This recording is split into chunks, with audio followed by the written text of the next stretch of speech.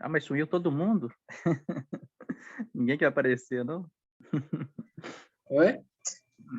Sumiu todo Eu não quero mundo. aparecer, eu não quero aparecer minha cara feia, não.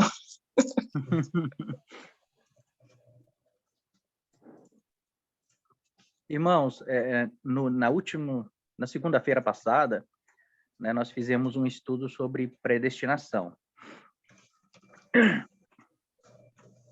Né, para os irmãos que não participaram, ou às vezes até não assistiram ainda o estudo de predestinação, né, o que é predestinação? Predestinação, ela é bíblica, tá, irmãos? Existe a predestinação, eleição, tá? Predestinação e eleição é basicamente a mesma coisa, tá? Então, predestinação é bíblica. Ela está na Bíblia, diversos versos, diversos capítulos falam sobre predestinação, né? Nós lemos, no estudo passado, nós lemos vários versos que falam sobre predestinação, colocamos eles dentro de um contexto, né, irmãos? É dentro de um contexto que nós já estamos estudando há muito tempo, que é um contexto geral da Bíblia, tá? Não é um contexto isolado, a gente não interpreta os versos de forma isolada, cada verso se interpreta, né? Existe um contexto para cada versículo, um contexto imediato, dentro do que está sendo dito, dentro do que está sendo ensinado, né? Mas existe um contexto geral da Bíblia. A Bíblia de Gênesis a Apocalipse, ela está falando a mesma coisa, tá? Deus está contando uma história de Gênesis a Apocalipse, a história da redenção. E ela começa em Gênesis a ser contada para nós e ela termina em Apocalipse. Mas no coração de Deus, né, ela já terminou. No coração de Deus, ele já sabe o que vai acontecer. Ele elegeu pessoas, ele predestinou pessoas para entrarem dentro desse propósito que ele tem, que é de redimir a sua criação, tá, irmãos? Então, a eleição é isso, é uma predestinação, é um predestino que Deus deu para pessoas que ele elegeu antes da fundação do mundo e escreveu seus nomes no livro da vida. Então, essas pessoas foram eleitas, foram predestinadas, mas agora predestinadas ao quê? Né? Qual é o destino prévio que Deus estabeleceu no seu propósito na vida dessas pessoas? É sobre isso que a gente vai falar, né? Então, nós temos, no meio cristão, já há muito tempo, irmãos, né, duas linhas de entendimento sobre predestinação e eleição, que são as mais conhecidas hoje, as mais fortes, né? Dentro de todas as igrejas evangélicas, de todas as igrejas cristãs, que todos eles entendem que a predestinação é para a salvação, tá, irmãos? Então, tem que ter o entendimento de salvação.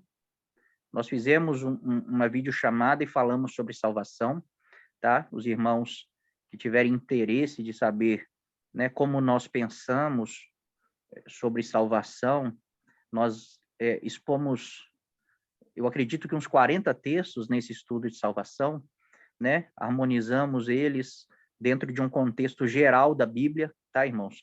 Então, dentro do que nós vimos, nós podemos compreender de salvação dentro das Escrituras, de um plano, de um propósito que Deus tem com a sua criação. Então, nós também interpretamos e discernimos o que é predestinação, né, na Bíblia, e hoje nós vamos falar um pouco disso. Então, existem duas linhas, né, de pensamento, e que, na verdade, todo mundo que começa a ler a Bíblia e querer entender e querer estudar a Bíblia para aprender de verdade, né, essas pessoas encontram dois caminhos, tá? Elas encontram duas guias, né? E geralmente nós somos resumidos a isso, irmãos. Nós ou seguimos uma linha de pensamento ou a outra, né? Em quase todas as doutrinas da Bíblia, é assim que é colocado para nós, né? Ou você tem que seguir, por exemplo, sobre predestinação. ou você tem que seguir o pensamento de Calvino, ou você tem que seguir o pensamento de Armínio. Tá? Isso foi estabelecido, irmãos, e todo mundo que começa a estudar ou é calvinista ou é arminiano, tá, irmãos?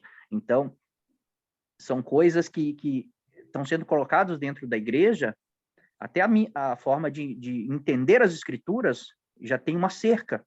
Existe uma cerca e você não pode passar daquilo, né? Mas João Calvino tinha o Espírito Santo, né? E ele interpretou a Bíblia. E muita coisa que ele interpretou é verdade, está certo, muita coisa foi boa, muita coisa que ele ensinou foi boa. Armínio, da mesma forma, tem o Espírito Santo, muita coisa que ele disse, que ele discerniu, está certo, irmãos. Mas nós, quando formos interpretar a Bíblia, irmãos, nós temos uma missão, que é entender a palavra de Deus, que é deixar a palavra de Deus nos santificar, nós entender o propósito que Deus tem, para que nós possamos fazer o que nós temos que fazer, que é pregar o Evangelho. Então, para mim pregar o Evangelho, para mim pregar a palavra de Deus, eu tenho que entender a palavra de Deus. E eu não posso entender a palavra de Deus se eu consigo explicar metade dos textos de predestinação, mas não consigo explicar os outros, tá, irmãos? Então, eu não entendo a palavra. Então, eu estou pregando o que eu acho, não o que eu sei, não o que é a verdade. A palavra de Deus, ela é a verdade. Então, não existe meia-verdade dentro da Bíblia. Ou nós explicamos todos os textos, ou a gente está falando do que a gente acha, não do que Deus revelou para nós. Tá, irmãos? Então, qual que é o problema da linha de Calvino? É que ele não consegue interpretar os textos de Armínio dentro da sua linha. Qual que é o problema de Armínio? É que ele não consegue interpretar os textos de Calvino dentro da sua linha. Então, existem muitos debates, e os calvinistas lançam os seus textos preferidos, principalmente ali de Romanos 9, que nós vamos ler hoje, né? E como que os arminianos rebatem? Com outro texto. Eles não explicam o texto. Né? E também os calvinistas, os arminianos lançam um texto, né, sobre predestinação da forma que eles acreditam ser, e os calvinistas não interpretam, não explicam aquele texto dentro da sua linha, eles lançam outro texto em cima daquele texto. Né, irmãos? Então, é como se a palavra de Deus, ela conflitisse, ela fosse contraditória, um versículo com o outro, né? Então, nós não podemos falar do que nós achamos, irmãos. O evangelho não é o que nós achamos, é o que foi revelado para nós, é a verdade, só existe uma verdade. Toda linha que tem dois caminhos, que os dois parecem verdade, tem algum problema, né? Então, nós fizemos um estudo de predestinação, depois os irmãos assistam, mais importante assistir ele primeiro e depois ver esse, que é um complemento, tá, irmãos? Hoje nós vamos ler Romanos 9, porque de Romanos 9 é de onde os calvinistas tiraram, né? Tem muitos versículos ali que são fortes para os calvinistas, tá bom, irmãos? Então, os calvinistas pegam esses versículos e interpretam da forma que lhes convém, né? E assim afirmam que a sua doutrina é verdadeira. E Armínio faz a mesma coisa com outros textos, né, irmãos? Então, Pedro fala assim na sua epístola, Pedro fala assim que Paulo, Pedro fala assim, Paulo escreveu muitas vezes, né, em todas as suas epístolas sobre salvação, né? E Pedro fala assim, e tem muitas coisas na carta de Paulo que são difíceis de interpretar, né? E as pessoas, né, falsos mestres, eles distorcem o que Paulo diz. Isso é Pedro falando, tá, irmãos? Eu não lembro onde que está escrito. Depois, se os irmãos procurar, acha facinho, tá? Pedro fala assim, as pessoas... Tenta achar aí, Bruno. As pessoas distorcem os textos de Paulo sobre salvação. É do que Pedro está falando, né? E fala assim, e assim também fazem com as demais escrituras.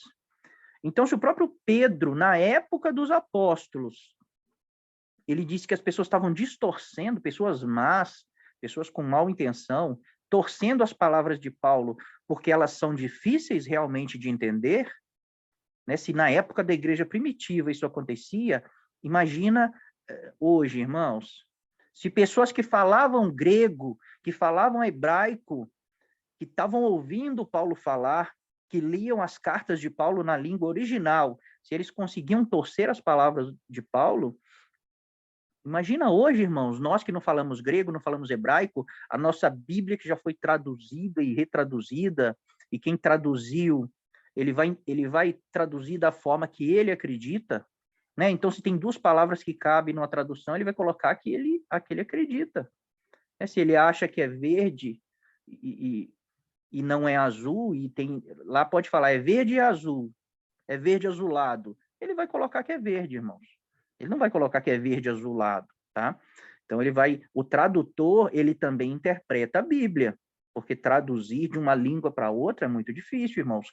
Então muita coisa que na nossa língua não tem expressões do hebraico ou do grego, os tradutores colocam o que eles acreditam, tá bom? Então nós temos que pegar a Bíblia e ficar conferindo todas as palavras no grego, no hebraico.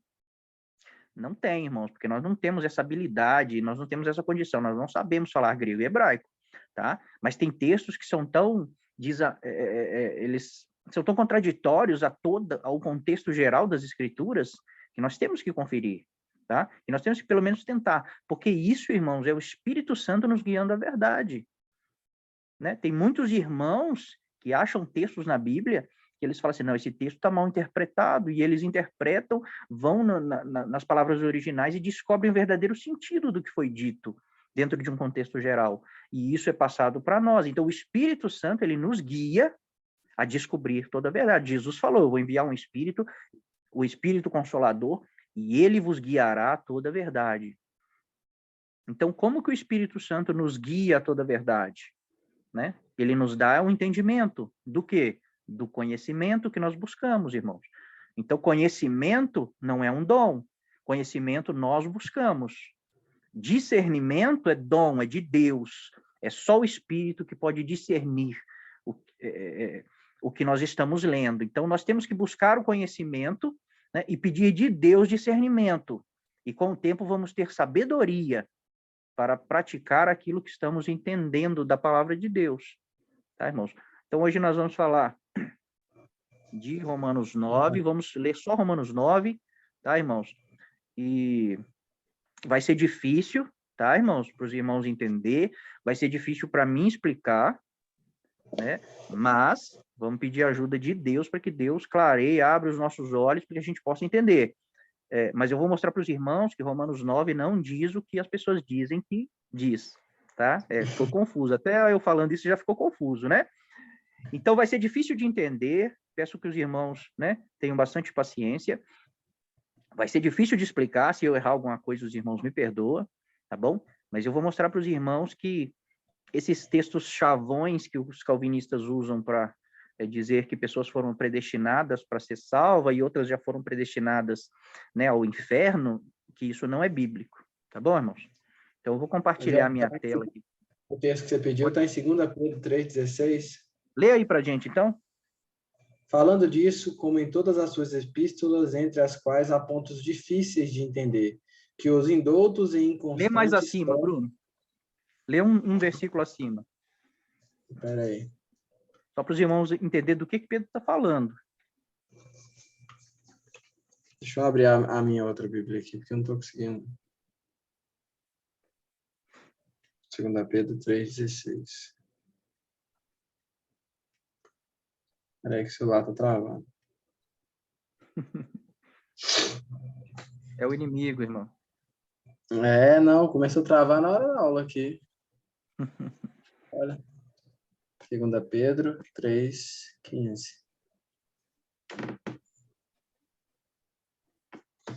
Vamos lá. 15, né? Não, tem que ler o 14. Por essa razão, pois, amados, esperando essas coisas, empenhai-vos por seres achados por ele em paz, sem mácula, irrepreensíveis, e tende por salvação a longanimidade de nosso Senhor, como igualmente o nosso amado irmão Paulo vos escreveu, segundo a sabedoria que lhe foi dada.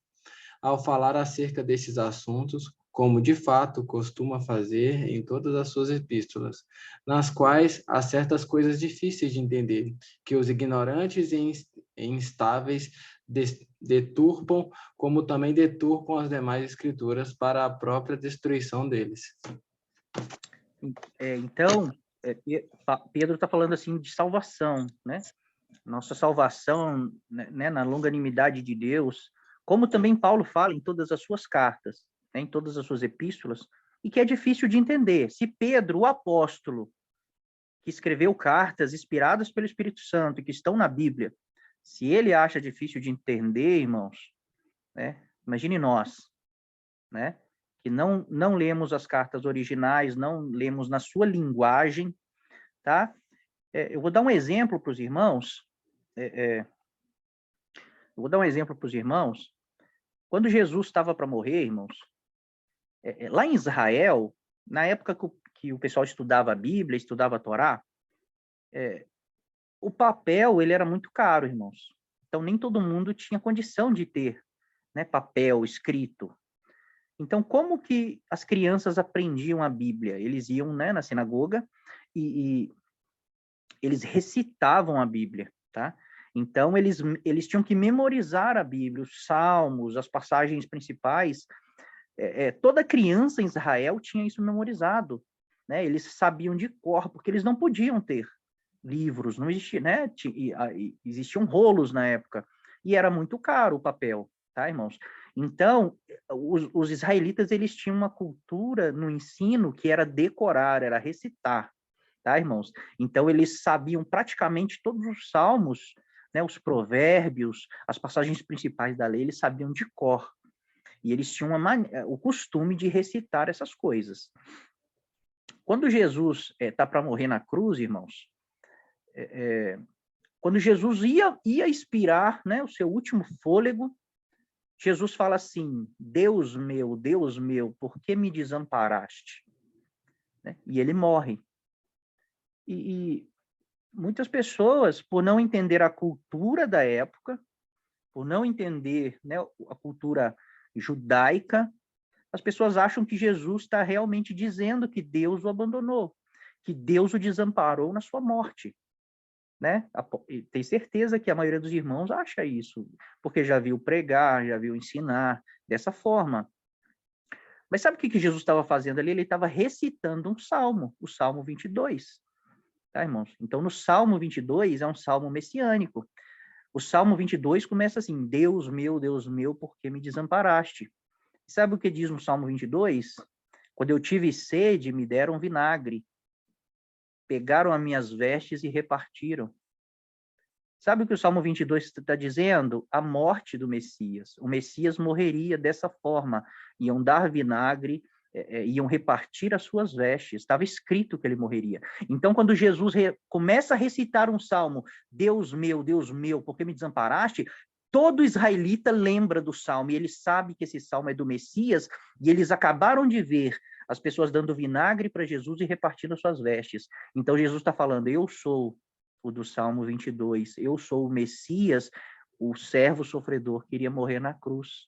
Ele não está dizendo que Deus o abandonou, tá, irmãos? Então, isso é importante os irmãos começarem a perceber que a cultura do povo do Oriente é muito diferente da nossa cultura. E a cultura do povo daquela época era muito diferente da nossa cultura. Então, não adianta, irmãos, hoje, com a nossa cultura, nós não conhecemos a cultura deles, nós não sabemos falar a língua deles, nós achar que a nossa Bíblia está traduzida certinho como ela foi escrita.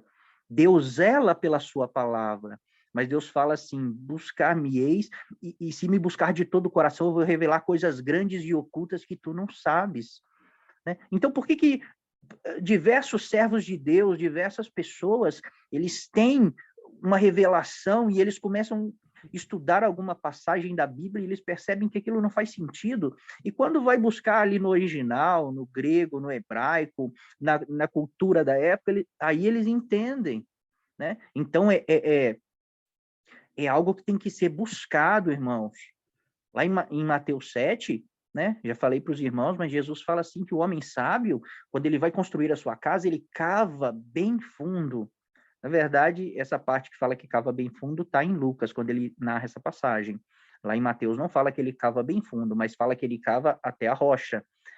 Então, nós temos que lançar os nossos alicerces, é bem profundo, nós temos que cavar, cavar, cavar, até encontrar a rocha. Não adianta a gente ficar criando doutrinas e crendo em doutrinas que são baseadas em 2, 3 versículos, que parece dizer realmente o que estão dizendo, né? Mas parece que está falando do coração de Deus, né? Por exemplo, será que Deus criou pessoas para ir para o inferno?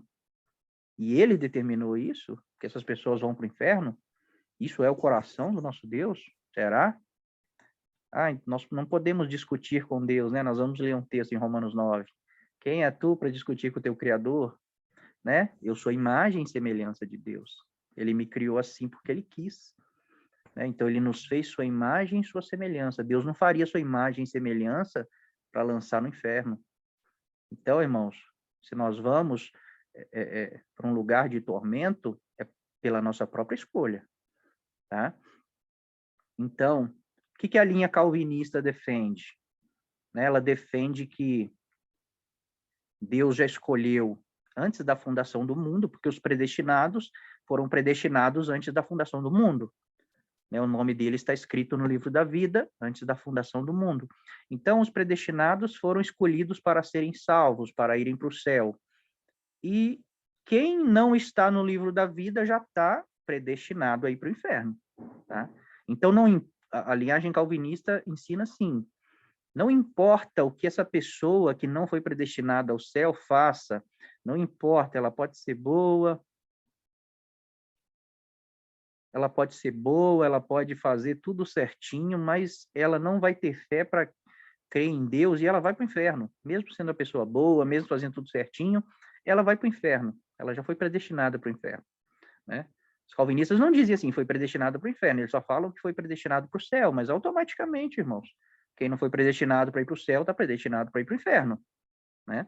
Então, é isso que o calvinismo ensina, que Deus escolheu alguns para salvar, ele vai salvar, tudo que essas pessoas fazem é ele que controla. Quando alguém mata alguém, é Deus que determinou aquilo, Deus decidiu que aquilo fosse feito. Né? Então, no pensamento calvinista, nós não temos livre-arbítrio. Tudo que nós fazemos, Deus determinou que nós fizéssemos. E, no fim, ele vai nos julgar por isso. Por exemplo, Deus determina que eu seja um ladrão e eu vivo a minha vida roubando. É Deus que determinou isso na minha vida. Mas, no final, ele vai me julgar, vai me punir porque eu fui um ladrão. Né? Que justiça, que Deus justo. Né? E a linha calvinista é a pior, tá, irmãos? Os arminianos ainda são mais tranquilos, mas a linha calvinista ela ensina isso, irmãos. Ensina que o nosso Deus é assim. E eles ainda dizem, nós vamos ler lá em Romanos 9, eles ainda dizem, e isso é justo. E quem é você para discutir com Deus? Você foi criado, você não tem que discutir com Deus. Eles usam esse texto lá de Romanos 9. Então, lá em Romanos 9, nós vamos ler assim que Deus ele amou Jacó no ventre da mãe dele, e no ventre, ainda antes de Jacó e Esaú nascer, ele odiou Esaú. Os calvinistas dizem isso. Nós vamos ler lá no texto, os irmãos vão ver que parece que está dizendo isso mesmo. Que Deus no ventre elegeu Jacó, amou ele, odiou Esaú ainda no ventre. Então, Jacó foi eleito para ser salvo e Esaú já foi condenado. No ventre, tá, irmãos? Então, e os arminianos, né, para tentar refutar esse calvinismo, esse pensamento arbitrário, onde Deus escolhe pessoas para serem salvas, né, eles dizem assim, não, Deus, como que Deus então predestinou antes da fundação do mundo? Deus viu no futuro, porque ele é presciente, quem, né, obedeceria até o fim. E ele escreveu o nome deles no livro da vida. Então, no pensamento arminiano, Deus é um espectador da história. Ele assiste, ele sabe que você vai ser salvo, porque você vai ser fiel, e ele escreve o seu nome no livro da vida, antes da fundação do mundo. Né? Então, Deus não é o agente da salvação, ele é alguém que vê quem vai ser salvo e anota. Então, Armínio apresenta um Deus fraco e Calvino apresenta um Deus tirano.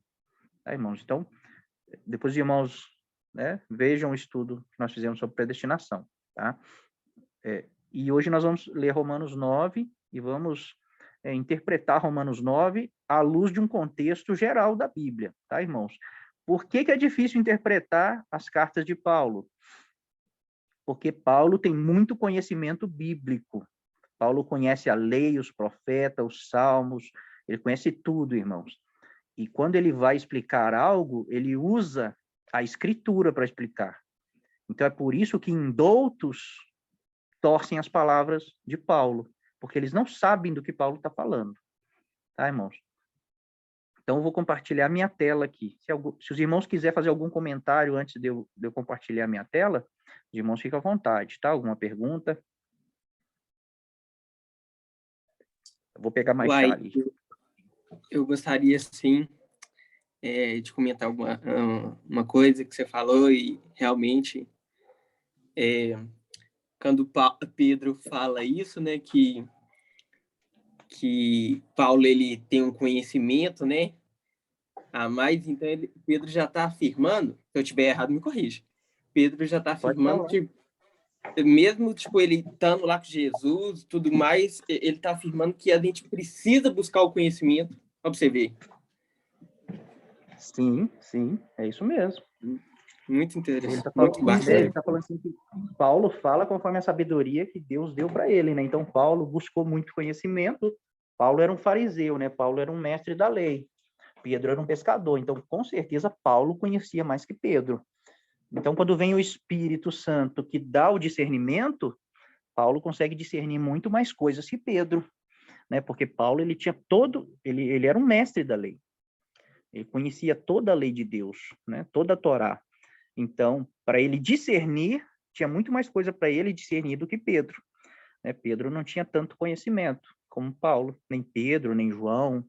Né? Por que Deus chama Paulo? Pedro fala assim que, lá em Atos 15, que Deus chamou ele para ser o apóstolo dos gentios. Né? Mas toda hora que Pedro... os irmãos lembram um texto que Paulo diz assim que... Lá em Atos diz assim que Paulo repreende Pedro diante dos irmãos, porque quando eles estavam numa reunião lá, Pedro estava junto com os gentios, mas quando chegou Tiago com os judeus, né, que Pedro se afastou dos gentios e começou a dissimular, e Paulo repreende ele na frente de todo mundo por causa disso. Então Pedro, ainda que Deus chamou ele para ser apóstolo dos gentios, e ele entendeu isso, Pedro não tinha essa condição. Então Deus vai e chama Paulo, né, e constitui Paulo apóstolo dos gentios. Então depois Paulo e Pedro lhes dão as mãos e eles fazem um combinado. Então Pedro, você vai ser apóstolo da circuncisão, ou seja, dos judeus, né, e eu vou ser o apóstolo dos gentios, né, porque ele entendeu, e quando os irmãos vão em Efésios, quando Paulo fala assim que foi me dada uma revelação que desde os tempos, né, séculos passados, não foi dada aos homens entenderem, mas agora foi revelada a nós que os gentios fazem parte do corpo de Cristo, da aliança, da nova aliança que Deus ia fazer. Paulo cita vários profetas, ele cita Oséias, ele cita Isaías, ele fala, olha, lá já estava falando. Então, a revelação que Paulo tem de que os gentios, sempre existe uma promessa que os gentios fariam parte dessa aliança, estava tudo lá nos profetas, só que as pessoas não viam, eles liam e não entendiam.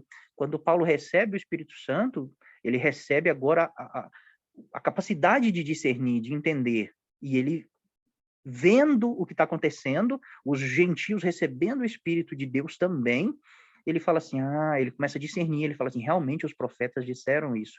E lá em Efésios ele está citando Oséias, ele está citando Ezequiel, ele está citando várias passagens dos profetas. Então Paulo sempre conversa assim.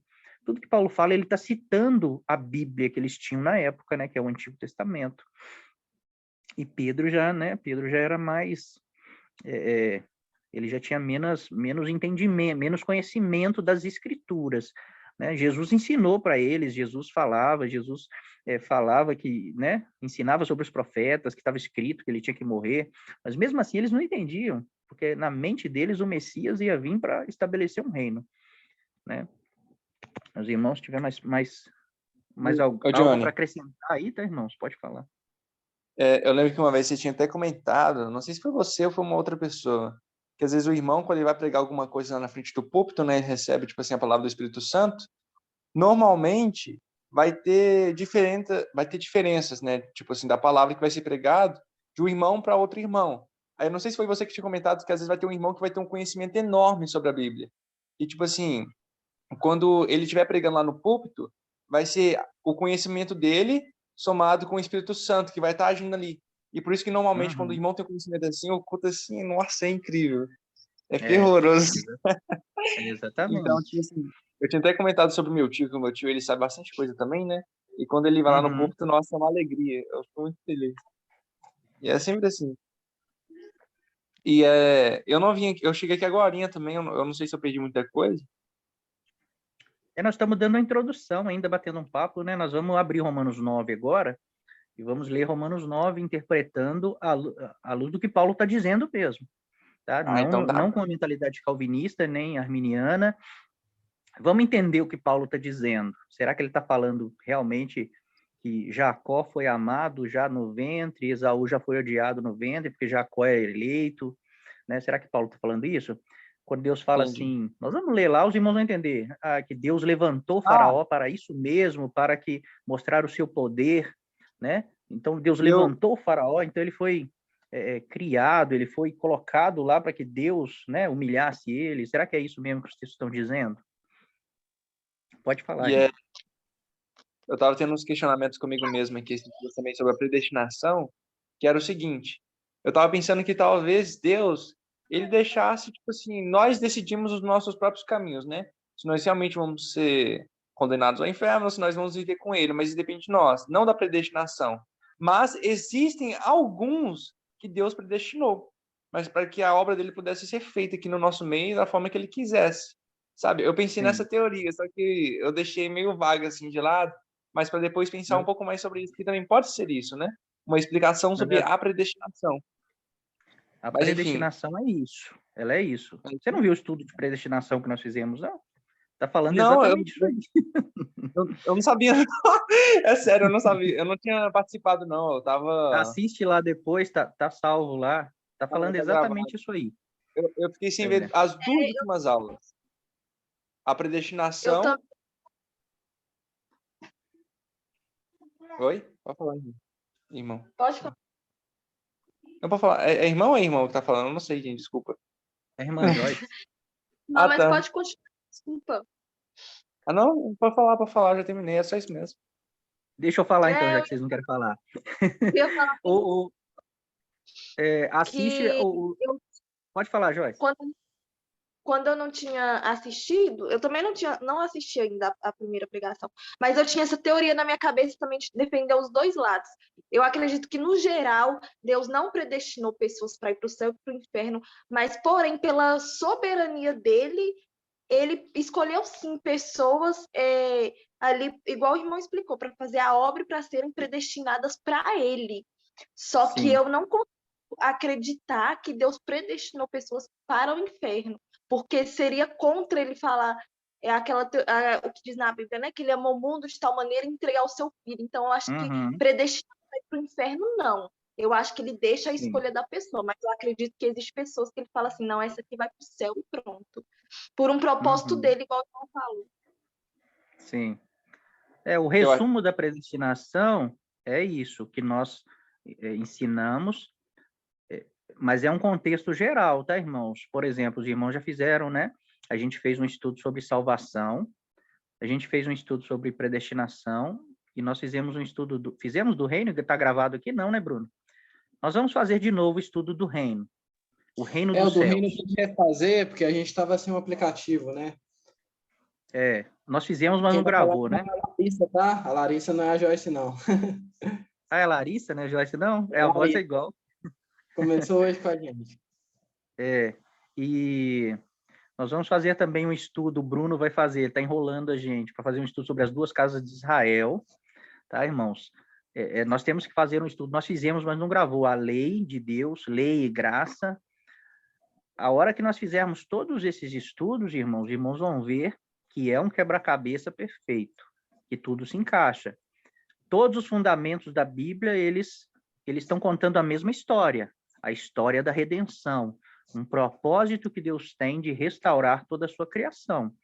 Então, talvez os irmãos assistindo hoje, ou vendo alguns como predestinação ou salvação, os irmãos não concordem, tá? Que muita coisa totalmente ao contrário do que nós aprendemos a nossa vida toda. Mas, irmãos, é igual eu sempre falo, não rejeitem, deixa num cantinho, vai meditando, assiste os outros estudos, que no fim os irmãos vão ver que a Bíblia é um quebra-cabeça perfeito, que Deus ele não falha, não existe contradições na Bíblia, tudo está falando da mesma coisa. Se tem dois textos que parecem que estão se contradizendo, um deles pode ter sido interpretado errado, ou você interpreta uma outra coisa errada que te leva a entender esse texto de uma forma errada. Mas a Bíblia ela é perfeita e ela se harmoniza, todos os textos, todos os versos, tá, irmãos? Então, nós vamos tirar muitas dúvidas aqui sobre várias coisas, né? Até coisas pequenas da Bíblia, né? Por exemplo, Jesus, ele falou assim que ele ia ficar 3 dias e 3 noites no ventre da terra, né? No coração da terra, assim como Jonas ficou 3 dias e 3 noites no coração da baleia. Mas aí a Bíblia diz assim que Jesus ele morreu na sexta e ressuscitou no domingo de manhã. Ele morreu na sexta à noite e ressuscitou no domingo de madrugada, então ele ficou só o sábado mesmo morto. Como explicar isso, né? Como explicar isso para os ateus, que eles falam isso? Né? Será que Jesus mentiu? Jesus mentiu? Né? Então, isso, a hora que os irmãos entender e que os irmãos fazer um sacrifício para estar junto com a gente, aprendendo. Tem dia que vai ser chato, tem dia que nós vamos ler milhares de textos, mas a hora que os irmãos começarem a entender, os irmãos vão ver que a Bíblia ela não se contradiz em ponto algum. Tudo que Jesus falou é verdade, tudo que Deus falou é verdade, tudo cumpre.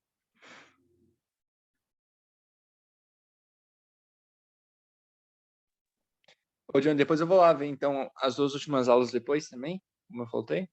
Sim, vê elas, porque elas são o estudo sobre salvação e o estudo sobre predestinação. É muito importante entender, só que talvez vocês não vão entender sem fazer o estudo do reino. Então, nós vamos fazer o estudo do reino para ficar gravado, e para os irmãos, se os irmãos quiserem participar, é melhor participar ao vivo, que dá para fazer perguntas. Mas vai ficar gravado. Eu acho que eu fiz com você uma vez. Você me passou no começo. Reino, né? Você fez, Mas muitos irmãos não fizeram. É porque, às vezes, os irmãos vê, né, predestinação. Aí é totalmente contrário o que os irmãos pensam. Mas tá tudo dentro de um contexto geral da Bíblia, tá, irmãos? Então, não tem como falar da Bíblia toda em um dia, em uma live, não tem. Então, nós vamos ir fazendo por partes. Se os irmãos tiverem paciência, né, nós vamos de pouco a pouco entendendo cada aspecto dos fundamentos da Bíblia, né? Cada doutrina da Bíblia, o que for de homem, nós vamos ir derrubando juntos, tá, irmãos? Através do Espírito Santo, através da revelação, nós vamos ir derrubando as fortalezas, aquelas coisas que estão impregnadas já no nosso coração, né? Que depois os irmãos veem estudo de salvação, né? Deus, será que Deus ele faz isso? Ele fala assim, olha, ou você crê em mim, né? Segue o meu filho, dá sua vida pela minha palavra, ou eu te lanço no inferno. Né? Quando nós vemos, por exemplo, um homem que ele ama muito uma mulher, ele diz assim, ou você é minha ou não é de mais ninguém, eu te mato. Né? Tem pessoas que são assim. Isso é justo quando nós olhamos para um homem assim, fala assim, não, ou ela é minha ou é de mais ninguém. Isso não é justo, nem aos nossos olhos. Será que isso seria justo de Deus, diante de Deus? Deus fala assim, ou vocês são meus, ou eu vou mandar vocês tudo para o inferno. Né, irmãos? Não é justo. Os irmãos podem falar assim, mas quem é você para falar de Deus? Eu sou filho de Deus, eu fui chamado para ser filho de Deus, e os filhos, eles conhecem o Pai, os irmãos são filhos de Deus. Não é justo, irmãos. Deus, ele se revela para nós através da sua lei, através da sua palavra. A Bíblia diz lá em Romanos que Deus ele se manifesta para nós, Romanos 1, tudo de Deus que se pode conhecer está revelado na sua criação, na natureza. Então, quando você olha para a natureza, você olha para a criação de Deus, é Deus se revelando. A palavra dele é ele se revelando, é o seu caráter. Então, se ele diz não, por exemplo, Deus falou, não matarás, mas Deus manda Davi matar. Como entender isso? Deus, ele manda nós não fazer algo, mas ele faz, né? Só que os irmãos, se os irmãos forem na palavra lá mesmo, não matarás, não é assim que está escrito lá. Está escrito não assassinarás. Porque assassinato é por ódio, é por cobiça, é por ganância, né?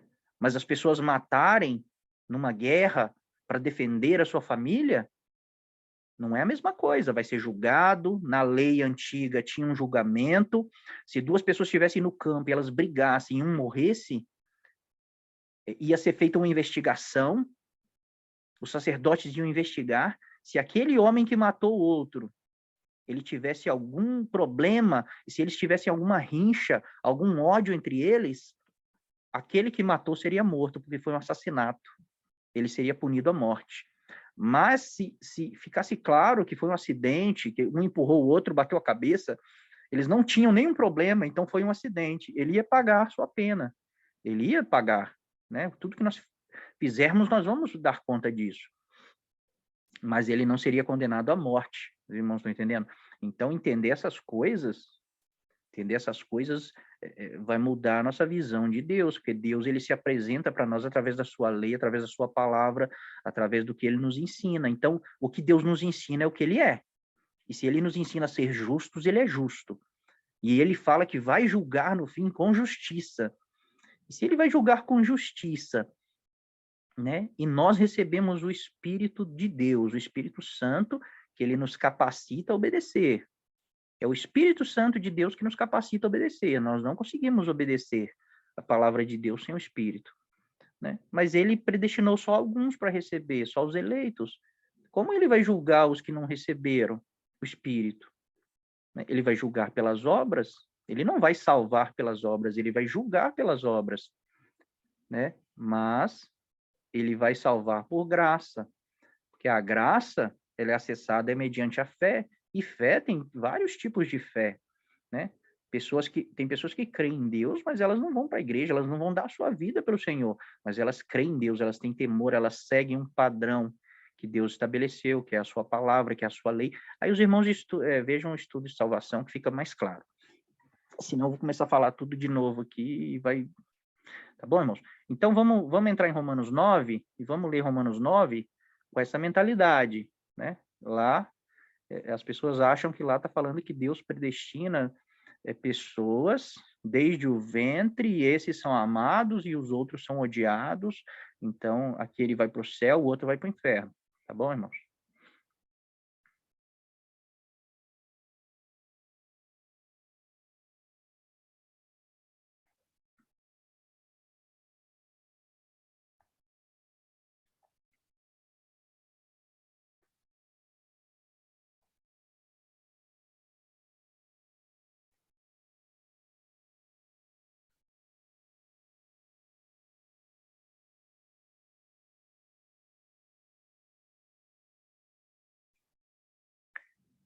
Apareceu aí, Bruno?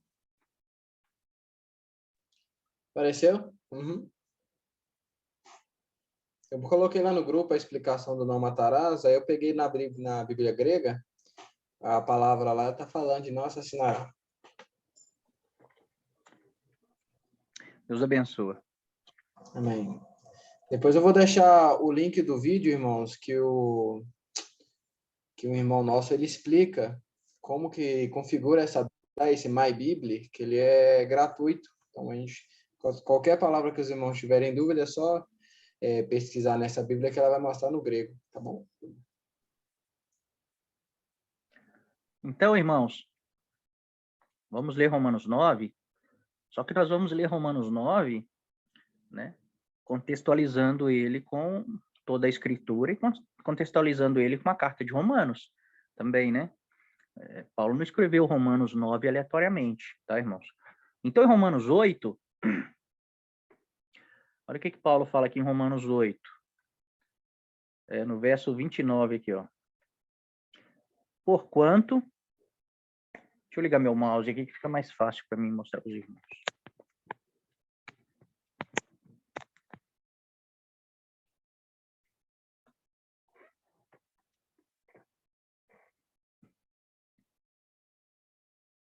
Aqui, ó, 29. Porquanto aos que de antemão conheceu, também os predestinou. Predestinou para quê? Para serem conforme a imagem de seu filho, a fim de que ele seja o primogênito entre muitos irmãos, ou seja, o primeiro entre muitos irmãos, muitos filhos de Deus. E aos que predestinou, a estes também chamou. Então, quem que Deus chama para essa obra? Para a obra da redenção? Os predestinados. Ele não chama todos. Então, nem todos, irmãos, têm que carregar esse fardo, tá?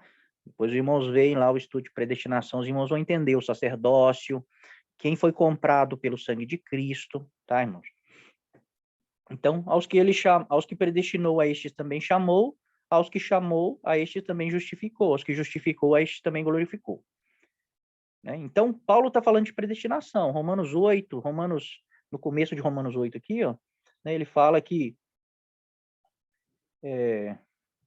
não é aqui não.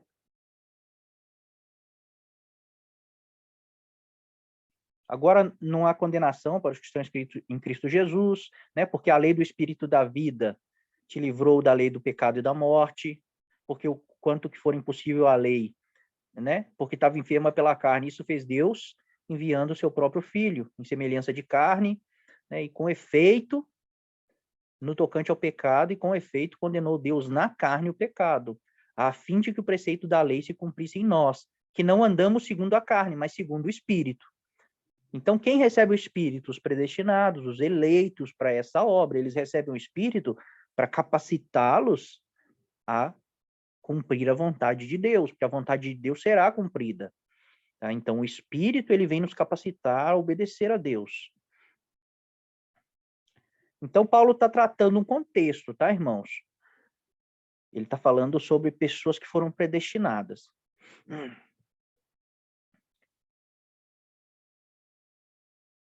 Aí ele fala aqui, ó, só contextualizando um pouquinho mais.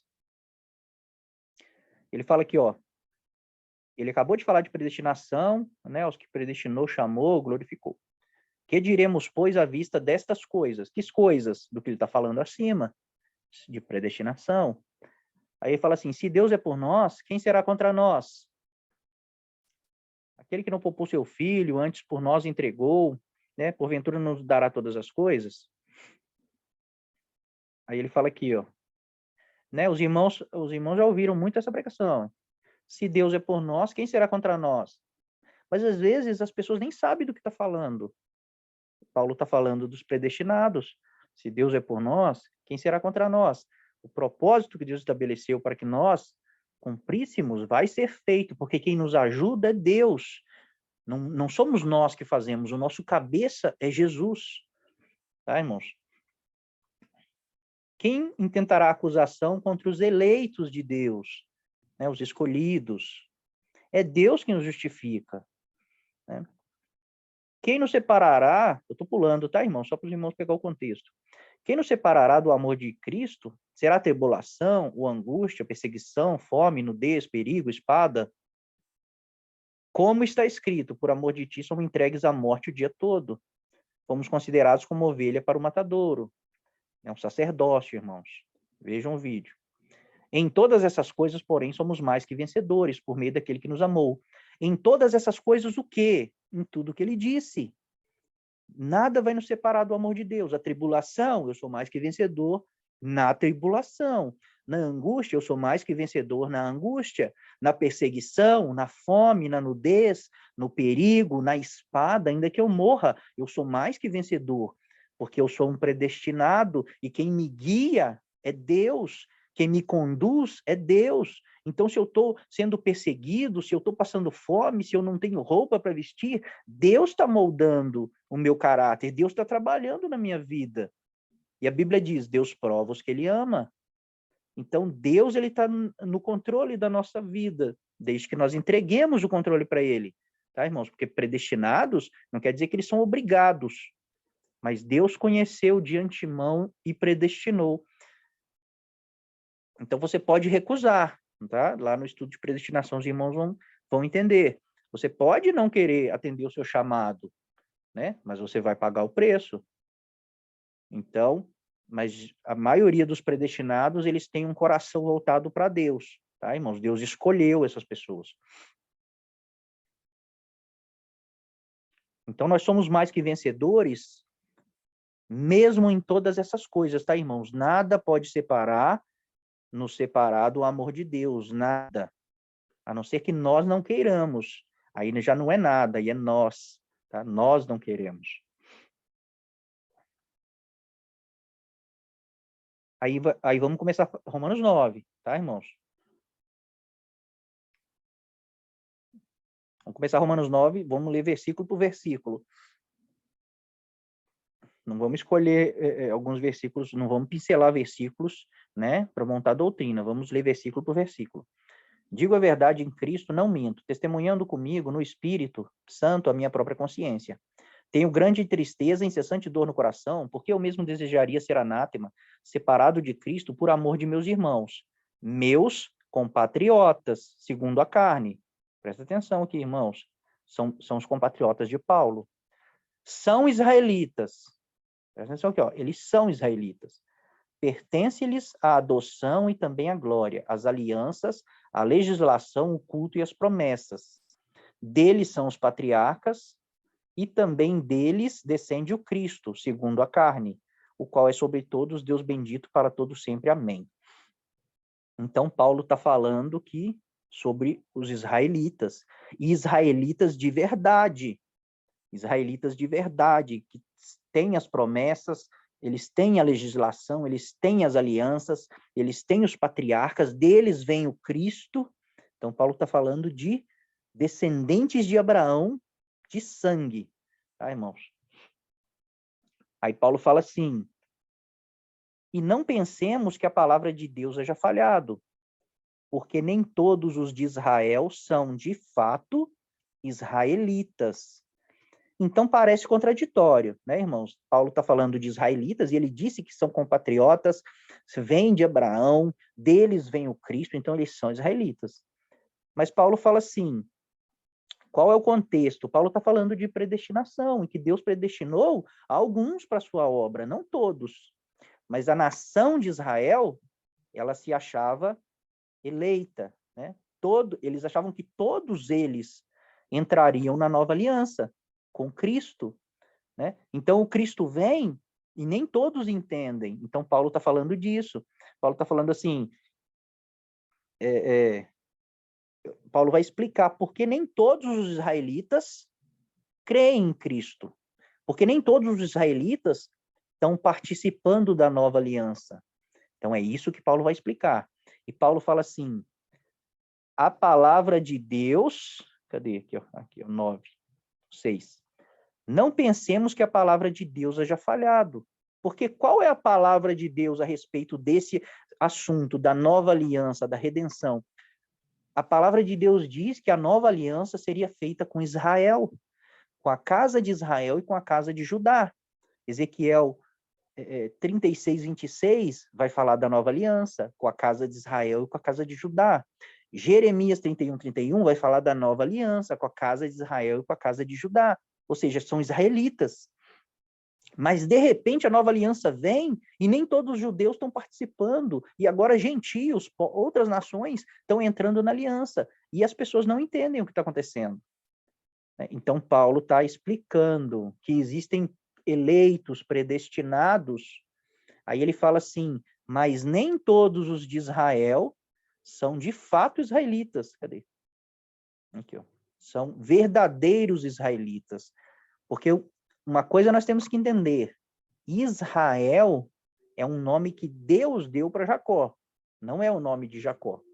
Então Deus falou assim, a partir de hoje você vai chamar Israel, porque de você eu vou tirar um povo, né, de Abraão, mas vai passar por você, e esse povo vai se chamar Israel, né? Ele não vai se chamar Jacó, o povo de Jacó, vai chamar o povo de Israel. Então Israel é um nome que Deus escolheu. E Paulo está explicando aqui, irmãos, aí o irmão Bruno vai fazer o estudo das duas testemunhas, das duas casas de Israel. Eu estou falando aqui, gravando, para todo mundo ficar de testemunha que ele vai fazer, para ele parar de enrolar a gente.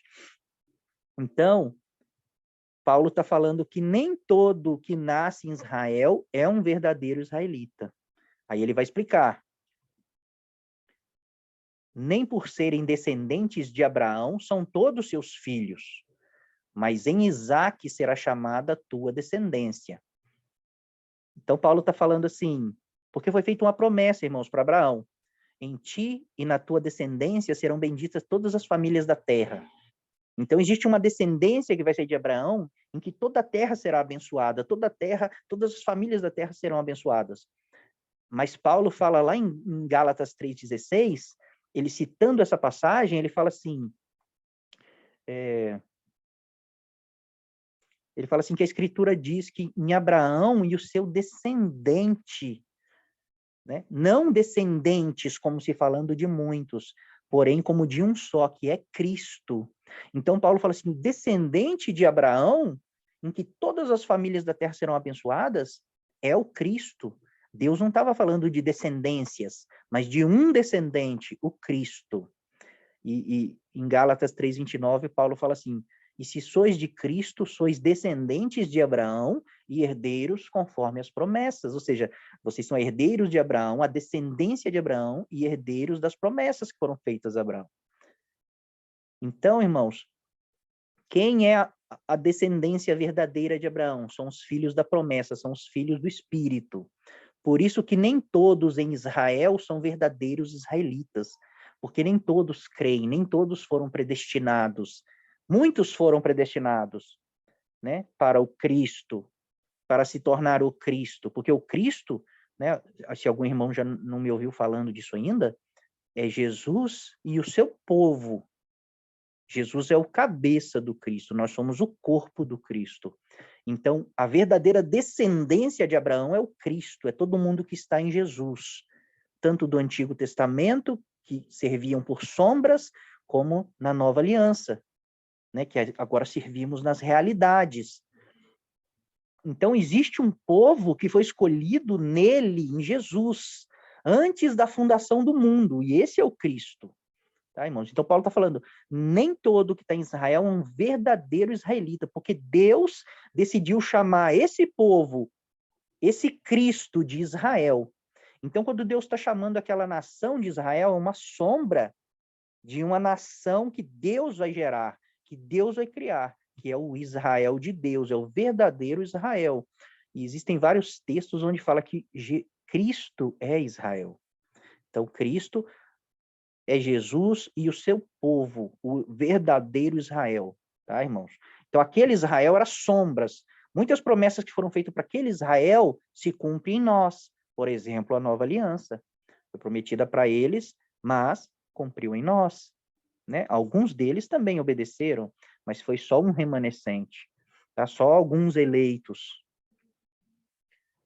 Então, ele fala, continua assim, ó, né? Mas em Isaque será chamada a tua descendência.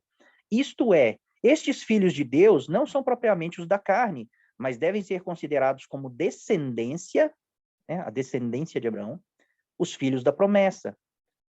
Porque a palavra da promessa é essa, por esse tempo virei e Sara terá um filho. E não somente ela, mas também Rebeca, ao conceber de um só, Isaque, nosso pai. Vamos parar aqui no 10. Vamos dar uma pausa aqui, porque Paulo está falando assim, né? Os filhos de Deus, né? A verdadeira descendência que foi prometida, descendência de Abraão, são os filhos da promessa. Aí ele fala assim, porque a palavra da promessa, qual que é a promessa? Que promessa que ele está falando? Porque a palavra da promessa é essa, por esse tempo virei e Sara terá um filho. Essa é a promessa. Quem são os filhos da promessa? São os nascidos de Deus, porque Sara era estéril e ela não podia ter filhos. Então Deus disse, eu virei e Sara terá um filho. Eu vou gerar um filho através do Espírito. Então Deus intervém e gera Isaque, nascido de uma promessa. Isaque herda as promessas do seu pai Abraão. tá, irmãos? Isaac não era o primogênito, já tinha um nascido segundo a carne, que era Ismael. Então Deus fala, não é ele que vai herdar as promessas, é o filho que eu vou gerar. E fala assim, e não somente ela, mas também Rebeca, ao conceder de um só Isaac, nosso pai. Rebeca também era estéril, tá, irmãos? Então, quem gera Jacó? É Deus. Isaac ora e Deus vem e gera Jacó. Né? Então, Isaac é um nascido da promessa, é um nascido do Espírito. E ele recebe a bênção da primogenitura, mesmo ele não sendo o primogênito, mas ele herda as promessas do pai, Abraão, né? Do pai de todos eles, Abraão. E Jacó também, ele é nascido do Espírito, e ele não era também o primogênito, mas ele recebe a bênção da primogenitura. Ele recebe as bênçãos de Abraão. Tá, irmãos? E nós vemos também José, a mãe de José, Raquel, também era estéril. Mas Deus vem e gera José. E José recebe a bênção, ele recebe a bênção da primogenitura, mesmo ele sendo o 11º filho. Mas Jacó dá a bênção da primogenitura para ele. Ou seja, as bênçãos que foi prometida a Abraão, Jacó passa para José, não para os seus outros 10 filhos que nasceram antes. Então, irmãos, isso é muito importante entender. Tá? Aí vamos continuar o texto. Agora nós vamos entrar na polêmica, tá? No que é difícil de entender. Né? Falou aqui de Jacó. Aí olha o que vai falar no 11. E ainda não eram os gêmeos, né, Jacó e Esaú, nascidos, nem tinham praticado o bem ou o mal, para que o propósito de Deus quanto à eleição prevalecesse, não por obras, mas por aquele que chama. Já fora dito a ela, o mais velho será servo do mais moço. Como está escrito, amei Jacó, porém me aborreci de Esaú. Essa palavra aborreci aqui é odiei, tá, irmãos? Porém odiei Esaú. Que diremos, pois? A injustiça da parte de Deus? De modo nenhum. Então vamos parar aqui. Então, fazendo uma leitura assim, irmãos, dessa forma, né? Dá para entender sim. Eu entendo os irmãos que entendem dessa forma, tá? Entendo os irmãos que entendem dessa forma quando leem as primeiras vezes, né? Mas o nosso objetivo é buscar o entendimento mais profundo, tá, irmãos?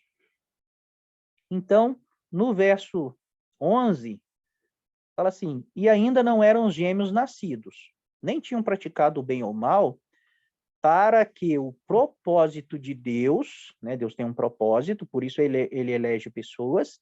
Aí ele fala, quanto à eleição prevalecesse, não por obras, mas por aquele que chama.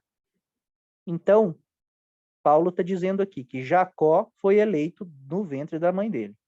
Tá? Isso ele está dizendo mesmo. Então, os gêmeos não eram nascidos, não tinham praticado bem ou mal, para que Deus escolhesse um deles. O propósito de Deus, né, quanto à eleição, prevalecesse. E não por obras, é por aquele que chama. Deus não elege porque nós somos bons. Deus elege porque ele tem um propósito. Cada pessoa, Deus tem um plano na vida dela. E Deus sabe como trabalhar, e Deus sabe quem ele precisa para executar o que ele tem que fazer. Porque Deus age através do corpo do Cristo. Tá, irmãos? Deus age através de Cristo. Jesus está no céu, ele usa o seu corpo para cumprir o propósito de Deus, porque Jesus veio para cumprir o propósito de Deus. Então, Deus elege pessoas. Quando Deus, né, quis tirar o povo de Israel do Egito, ele chama Moisés. Quando Deus quis fazer uma aliança com todos os homens, ele chama Abraão. Quando Deus quis estabelecer um reino, vencer todos os inimigos de Israel, ele chama Davi. Né? Quando Deus quis pôr o povo na terra de Israel, ele chama Josué. Então, essas pessoas eram eleitas, eles recebiam o Espírito de Deus para serem capacitadas para fazer a obra de Deus. Tá, irmãos? Então, realmente, eles não tinham praticado nada, não tinham feito nada ainda, estavam no ventre, mas Deus escolheu Jacó. Tá? O propósito de Deus quanto à eleição prevaleceu, não por obras, mas por aquele que chama. Então, ele escolheu Jacó, pronto. Aí no 12 está escrito assim, já fora dito a ela, o mais velho será servo do mais moço. Como está escrito, amei Jacó, porém me aborreci, odiei Esaú.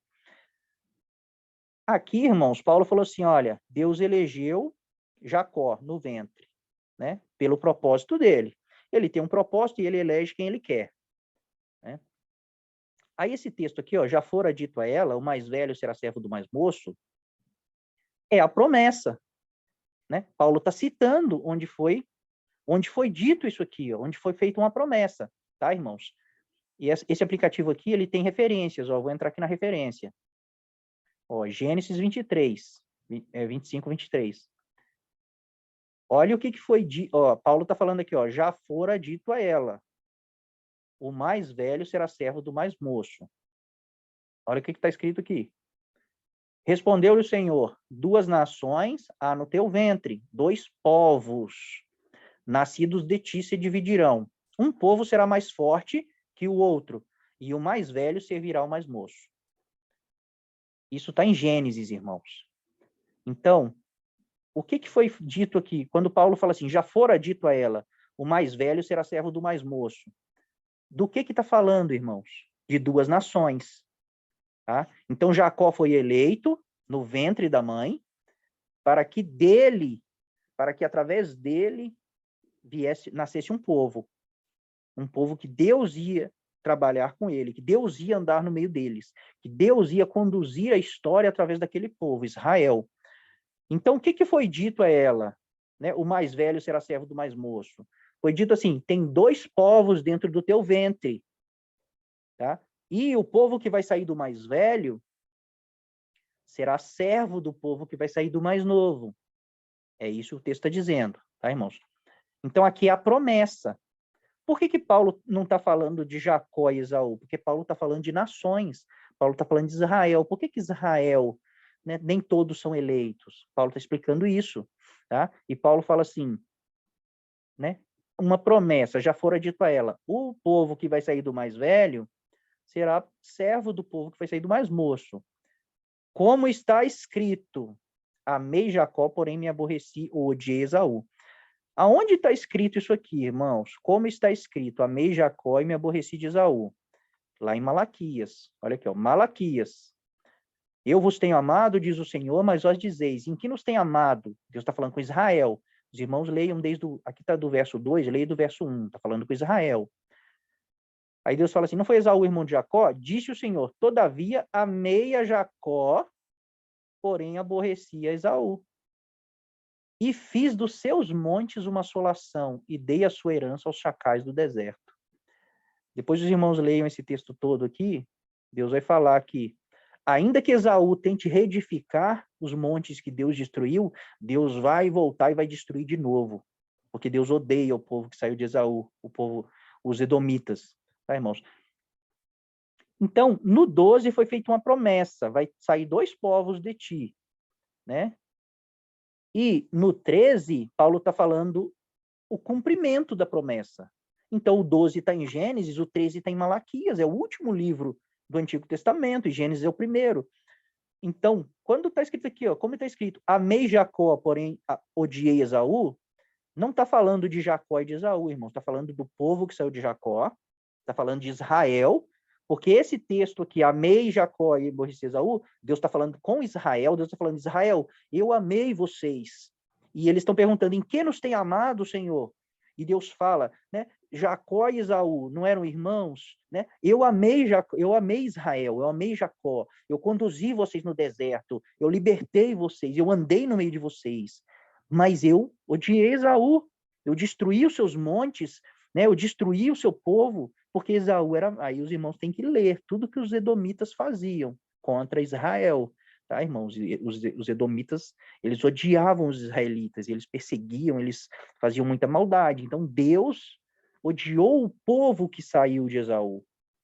Tá? Mas quando que ele odiou? No ventre da mãe? Não é isso que está dizendo.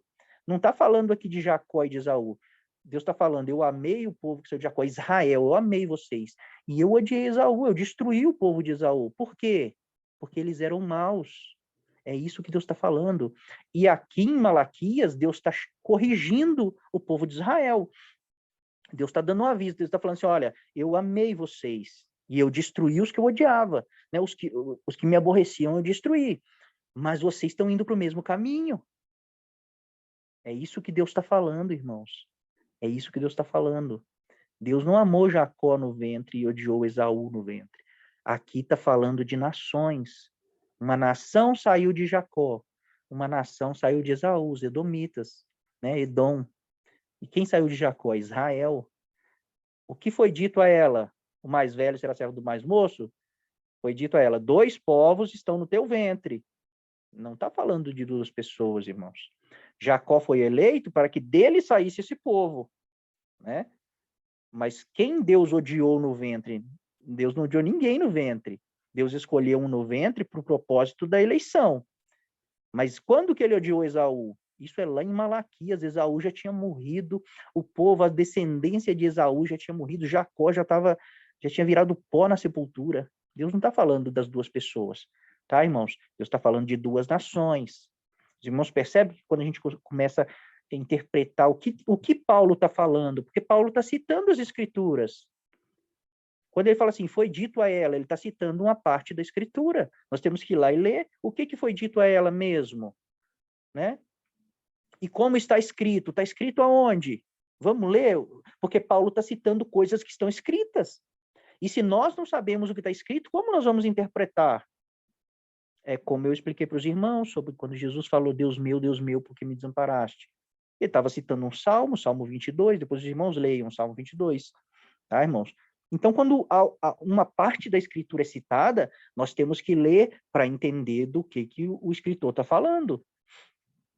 Aí está escrito aqui, né? Vamos continuar. Que diremos, pois, a injustiça da parte de Deus? De modo nenhum. A injustiça da parte de Deus dele destruir um povo que é mau, um povo, dele fazer juízo sobre um povo, e ele amar um povo que tenta guardar a sua lei, não há injustiça quando Deus destrói as pessoas que merecem ser destruídas, as pessoas que estão fazendo por merecer. É disso que Paulo está falando. Aí olha o que Paulo vai dizer. Não é injusto quando Deus fez tudo isso, né? Destruiu o povo que saiu de Esaú, amou o povo que saiu de Jacó. Não é injusto. Por quê? Aí ele fala assim, pois ele diz a Moisés, terei misericórdia de quem eu me aprouver ter misericórdia, e compadecer-me-ei de quem me aprouver ter compaixão. Assim, pois, não depende de quem quer nem de quem corre, mas de usar Deus a sua misericórdia. Então, Moisés, agora Paulo citou outra parte da Escritura, irmãos, né? Deus falou para Moisés, terei misericórdia de quem eu tiver misericórdia, me compadecerei de quem eu me compadecer. Isso aqui está lá em Êxodo 33. Olha só, respondeu-lhe, farei passar toda a minha bondade diante de ti e te proclamarei o meu nome. Eu terei misericórdia de quem eu tiver misericórdia, e me compadecerei de quem eu me compadecer. Os irmãos vão ter que ler desde o 31, se eu não me engano, tá, irmãos? Porque isso é um contexto muito grande. O que acontece aqui em Êxodo 31, ou desde o 30, tá, irmãos? Deus tira o povo de Israel do Egito. Não vou ler tudo, que vai demorar, vou resumir para os irmãos, depois os irmãos leem. Deus tira o povo de Israel do Egito, Deus faz uma aliança com eles no Monte Sinai.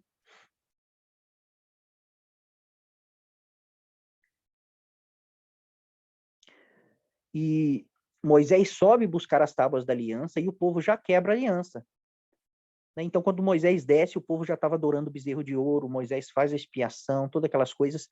E Deus fala para Moisés assim, Moisés, eu não vou subir no meio do povo. Eu não vou subir no meio de vocês, eu vou enviar o meu anjo. Porque se eu subir no meio desse povo contradizente, esse povo de dura cerviz, que não quer me servir, eu vou consumir esse povo. Então Deus falou assim, não vou subir mais com vocês, eu não vou andar mais com vocês. Mas o que eu prometi eu vou cumprir, eu vou enviar um anjo que vai ajudar vocês. E Moisés fala assim, mas Senhor, né, é por andar contigo que somos um povo separado. Né? Não deixa nós subir. Se o Senhor não for conosco, não nos envie.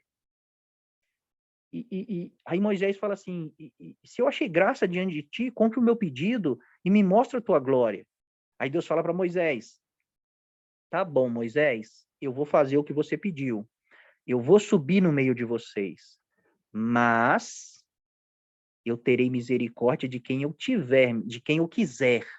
Eu vou me compadecer de quem eu quiser. Né? Vocês querem que eu suba? Eu vou subir, mas esse povo é rebelde. Esse povo, eles são de dura cerviz, eles não se prostram, eles não se dobram à minha vontade. Então, não garanto, é isso que Deus está falando, eu não garanto nada, né? E tanto é que quando eles chegam diante da terra prometida, e que eles olham para os gigantes que tem na terra prometida, para as muralhas que são altas, para os exércitos que são enormes, eles não creem que Deus tem poder para colocar eles lá dentro. Deus fala, é só vocês ir que eu vou ser com vocês, né? E eles duvidam. E Deus fala, agora ninguém de vocês vai entrar. Né? Deus chega vamos dizer assim, Deus chega no limite. Deus fala assim, não, vocês não vão entrar. Toda essa geração vai ficar perambulando no deserto até morrer. A outra geração eu vou colocar eles lá dentro, mas vocês não. Então é isso que Deus está falando. Vocês querem que eu suba, mas vocês não se prostram, vocês não se curvam à minha vontade. Então eu vou subir, mas eu vou consumir muitos de vocês, porque eu sou justo, eu sou santo. Então eu vou subir, mas eu terei misericórdia de quem eu tiver misericórdia. Eu não vou perdoar todos, né? Tem uns que são muito maus, eu não vou conseguir. Eu vou consumir eles. Né? E nós vemos nessa história, durante esses 40 anos, que Deus enviou muito juízo sobre aquele povo. Né? E muitos morreram, de fato. Então é disso que Paulo está falando. Né? É um contexto. Paulo está falando, Deus ele destruiu os edomitas. Isso não tem injustiça nisso. Né? Isso não tem injustiça. Porque até com o seu próprio povo Israel, Deus falou para o deserto, Deus falou para Moisés, eu vou subir, mas eu vou ter misericórdia de quem eu quiser, e eu vou me compadecer de quem eu quiser. É disso que Paulo está falando, tá, irmãos? Aí ele fala aqui, né, porque a Escritura diz, assim, pois, não depende de quem quer nem de quem corre, mas de usar Deus de misericórdia. Porque a Escritura diz a Faraó, esse texto, esse 17 aqui também é muito bom. Para isso mesmo te levantei, para mostrar em ti o meu poder, e para que o meu nome seja anunciado por toda a terra. Então, o que parece que está dizendo aqui? Deus levantou o Faraó para mostrar o seu poder em Faraó. Né? Então, Deus escolhe pessoas, né? Deus endurece pessoas. Aí vai dizer o texto aqui, ó, logo tem ele misericórdia de quem quer. Quando Paulo cita o texto, na mente de Paulo, irmãos, todo mundo conhece o texto, tá? Então, ele já resume o que o texto está dizendo. Então, ele disse aqui, né, porque a Escritura diz a Faraó, para isso mesmo te levantei, para mostrar em ti o meu poder, ele já resume que todo mundo entendeu o que ele está falando, aí ele já conclui, logo tem ele misericórdia de quem quer, e também endurece a quem lhe apraz. O que tem a ver endurece? Né? Tem que entender o texto. Vamos lá ler o texto? Então, Deus levantou o Faraó para mostrar o seu poder em Faraó. Né? Vamos lá ler o texto. Mas deveras para isso te hei mantido. Ó, aqui em Êxodo já não está levantei, né? Para isso eu te hei mantido. A fim de mostrar-te o meu poder e para que seja o meu nome anunciado em toda a terra. Então, por que lá fala que levantei e aqui fala para isso mesmo te hei mantido? Vamos ler o contexto. Disse o Senhor a Moisés, levanta-te pela manhã cedo, apresenta-te a Faraó e diz-lhe, assim diz o Senhor, o Deus dos Hebreus, deixa ir o meu povo para que me sirva, pois esta vez enviarei todas as minhas pragas sobre o teu coração, e sobre os teus oficiais, e sobre o teu povo, para que saibais que não há quem me seja semelhante em toda a terra. Então, irmãos, Deus está falando para o Faraó que eles têm, né, milhares de deuses, e o Faraó ele se considera um deus, e Deus está falando para ele assim, não existe ninguém semelhante a mim, não existe outro Deus. Né? Aí ele fala assim, será que essas palavras, irmãos, será que Faraó recebe essas palavras de bom grado? Ou será que essas palavras endurecem o coração de Faraó? Né? Uma pessoa arrogante, orgulhosa, prepotente. Aí fala assim, olha o que Deus manda Moisés falar.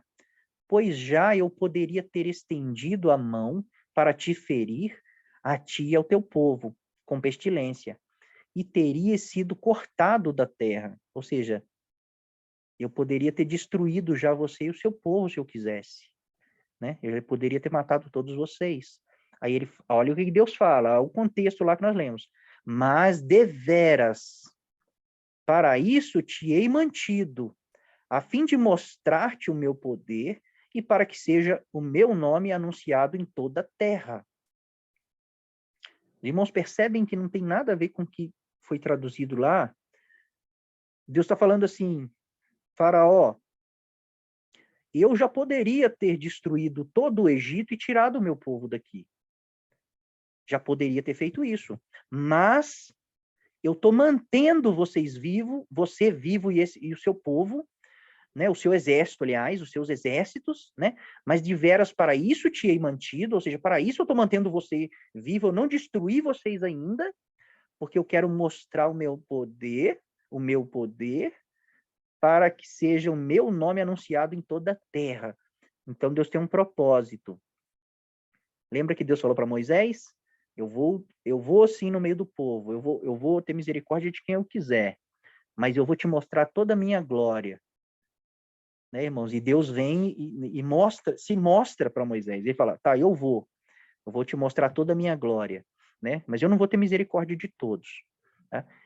E o que Deus está fazendo aqui? Deus, ele não quer matar os egípcios. Deus, ele não quer que as nações digam, olha, o Deus dos hebreus, o Deus de Israel, ele veio com uma mão poderosa, matou todos os egípcios, chacinou todos os egípcios e tirou Israel de lá. Deus, ele não quer que o nome dele corra entre as nações, sendo um Deus mau. Tá, irmãos? Então, ele quer mostrar o seu poder. Ele quer mostrar que ele é Deus poderoso. Ele está vencendo todos os deuses do Egito. Todas aquelas pragas que Deus enviou, as 10 pragas, cada uma das pragas, irmãos, se referia a um dos deuses do Egito. Né? Tem a praga das rãs. Eles tinham um deus que era um deus rã. Tem a praga do Nilo é ferido e sangra. Né? O Nilo se torna em sangue. Eles consideravam o Nilo um deus. Então, o que Deus está fazendo através das pragas? Ele está mostrando, não tem outro igual a mim. Eu sou o único Deus. Tudo que vocês falar que é Deus, eu vou lá e venço. Porque não existe outro. Mas Deus quer mostrar, quer que o seu nome corra por toda a terra. Mas como ele é de fato. Deus quer que as pessoas olhem e falem, Deus tentou tirar o povo dele sem precisar destruir o Egito. E realmente ele não destruiu o Egito, né? Ele matou o faraó e seu exército. Mas Deus falava, deixa aí o meu povo, o faraó não deixava, Deus mandava uma praga. Deixa aí o meu povo, não deixava, Deus vencia outro suposto Deus do Egito. Né? Então Deus podia ter destruído tudo, mas como o nome dele seria proclamado um Deus, né, que destruiu todo um povo, então como Deus tirou o povo do Egito com mão forte e ainda fez com que o seu nome fosse proclamado em toda a terra, né? Ele mostrou o seu poder, ele manteve esse faraó orgulhoso vivo até ele fazer todos os seus sinais. E ele fez todos os sinais e depois tirou o povo, né? Sem matar ninguém. Né? Matou os primogênitos, né? Mas foi poucos. Mas depois Faraó vai atrás deles. Por isso que Faraó, o seu exército, morre destruído no Mar Vermelho. Não foi porque quando Deus tirou o povo de lá, Deus tentou tirar sem matar as pessoas. Tá? Então esse é o nome que tem que ser corrido sobre todas as nações. Um Deus poderoso, mas de amor. Um Deus poderoso, mas de misericórdia. Então é disso que Moisés está falando, tá, irmãos? Moisés está falando, Deus manteve Faraó vivo para mostrar o seu poder, mas para tentar tirar o seu povo de lá sem causar muitos danos. Mas ele manteve Faraó vivo porque conhecia o coração de Faraó e que ele era obstinado e que ele não se curvaria a Deus. Então Deus, por esse Faraó, né, por esse Faraó estar no poder, Deus conhecendo o coração dele, Deus endurecia o coração dele com palavras. O que Deus mandava Moisés dizer para Faraó endurecia o coração, porque Moisés chegava e falava assim, olha, o Deus dos hebreus, que eram escravos, então Moisés está falando, Faraó, o Deus dos escravos está mandando você deixar o povo dele. Isso, irmãos, Deus conhece o coração de cada um. Eu sempre dou um exemplo. Eu tenho 2 irmãos, né? E eles sabem como me provocar, tá, irmãos? Às vezes, se alguém disser o que eles dizem, eu não fico bravo, né? Não me fere, mas quando uma pessoa que me conhece, ele quer me provocar, por exemplo, irmãos sempre, né? Eles sabem como provocar, porque eles te conhecem desde o nascimento. Os irmãos estão entendendo? E quem conhece nós mais do que Deus? Então, Deus sabe endurecer quem Ele quiser, Ele sabe o que dizer para que as pessoas fechem o seu coração, para que revele quem as pessoas são de verdade, para que revele a arrogância, a prepotência. Os irmãos estão entendendo? Então, vamos voltar lá pro... Eu sei que está ficando chato, irmãos, que está ficando longo, né? Mas a gente vai terminar rápido agora.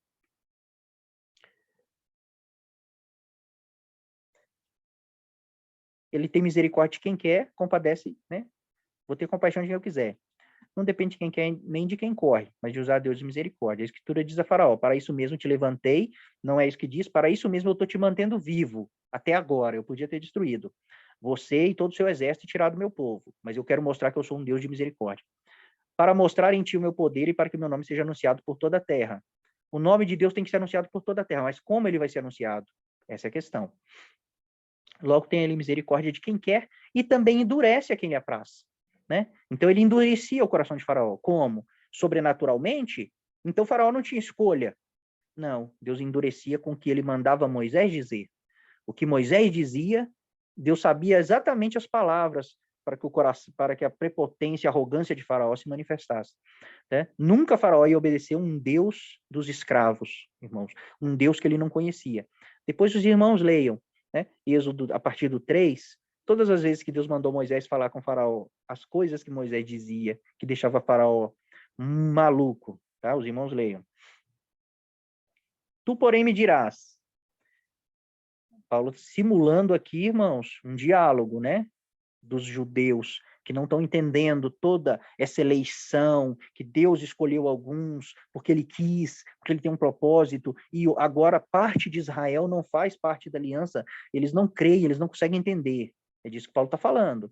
Tu, porém, me dirás, de que se queixa ele ainda? Pois quem jamais resistiu à sua vontade? Né? Deus. Aí Paulo fala, quem és tu, homem, para discutires com Deus? Porventura pode o objeto perguntar a quem o fez, por que me fizeste assim? Então os irmãos falam assim, não, Deus amou Jacó no ventre, odiou Esaú, e isso é justo, né? Deus faz o que ele quer, e quem é você para discutir com Deus? Então, a interpretação do calvinismo desses textos é assim, tá, irmãos? Mas o que Paulo está falando é, quem é você, homem, para questionar o propósito de Deus? Deus escolhe quem ele quer, ele elege quem ele quer. Mas não é para salvação, é para cumprir um propósito que ele tem.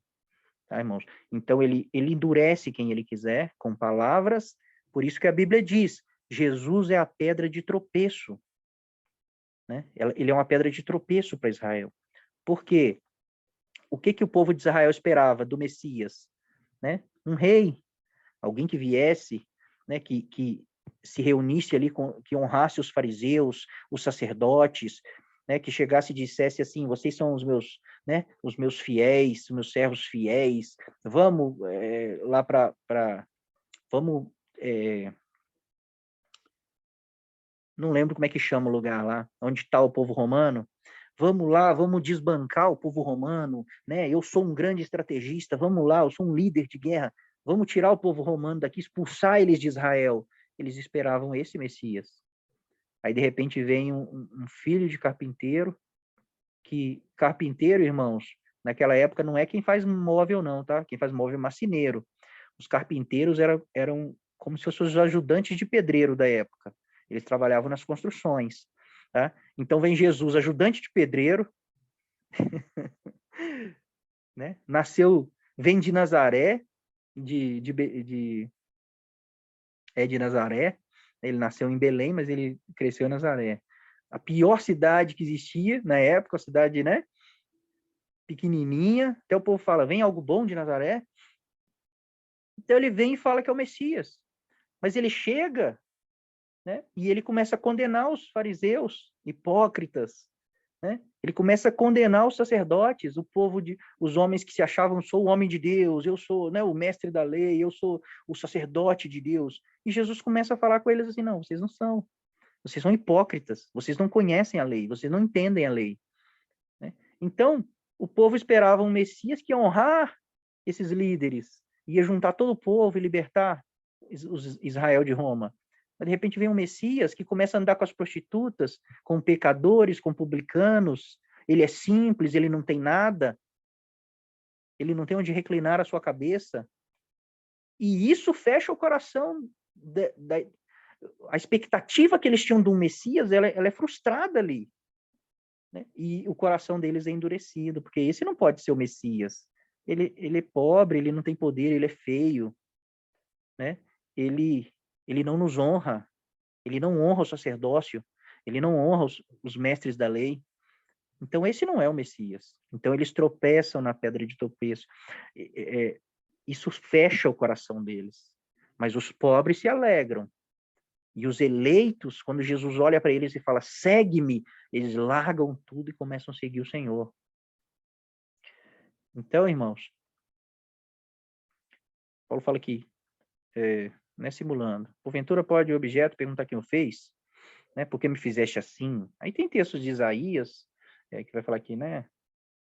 Ai daquele que contende com seu Criador e não passa de um caco de barro, entre outros cacos, acaso dirá o barro ao que lhe dar a forma? Que fazes? Ou a tua obra não tem alça? É isso aqui que Paulo está citando, tá, irmãos? Isaías 45, né? Isaías 29. Que perversidade a vossa, como se o oleiro fosse igual ao barro, e a obra dissesse ao seu artífice, ele não me fez, e a coisa feita dissesse ao seu oleiro, ele não sabe, ele nada sabe. Então, Paulo está falando assim, vocês não entendem o propósito que Deus tem. Vocês, né, Paulo está falando com os judeus, né, simulando uma conversa com os judeus, falou assim, vocês não entendem o propósito de Deus quanto à eleição. Nem todo que nasce em Israel é um eleito. Os eleitos são os filhos da promessa. Então, a nova aliança que é a realidade, por isso que vocês não entendem, nem todos são eleitos. Aí Paulo vai falar aqui, ó. Ou não tem o oleiro direito sobre a massa para do mesmo barro fazer um vaso para a honra e outro para a desonra? Então, esse texto aqui também é usado para dizer que Deus criou vasos para honra, vasos para desonra. Tá, irmãos? Mas olha só.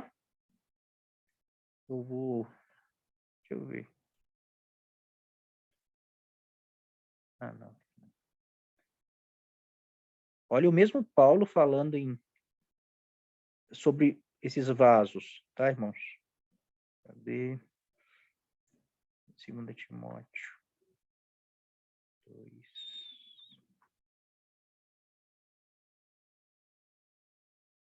Aqui, ó. Olha o que Paulo vai falar dos vasos. Vasos de honra, vasos de desonra. Porque ali dá a entender, né, irmãos, que Deus, ele pode fazer um vaso para honra e um vaso para desonra. E é ele que faz, né, no pensamento calvinista. Ele faz. Uns já foram escolhidos para o céu, uns foram escolhidos para o inferno. Pronto. Aí Paulo fala assim, ora, numa grande casa não há somente utensílios. Utensílios aqui, irmãos, é vaso. Olha a palavra aqui no grego, ó. Skeus, vaso, tá?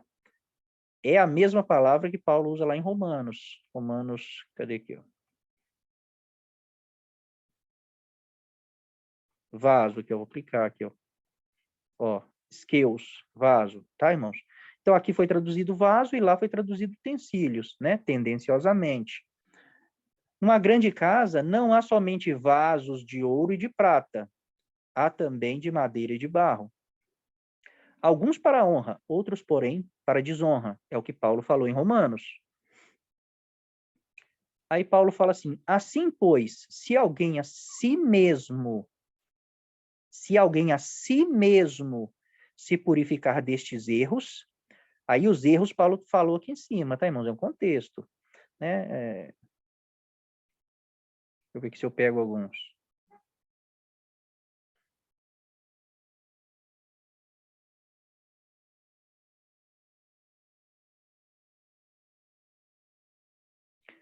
para que evitem contendas de palavras que para nada aproveitam, exceto para a subversão dos ouvintes, né? Aí ele cita mais algumas coisas aqui, né?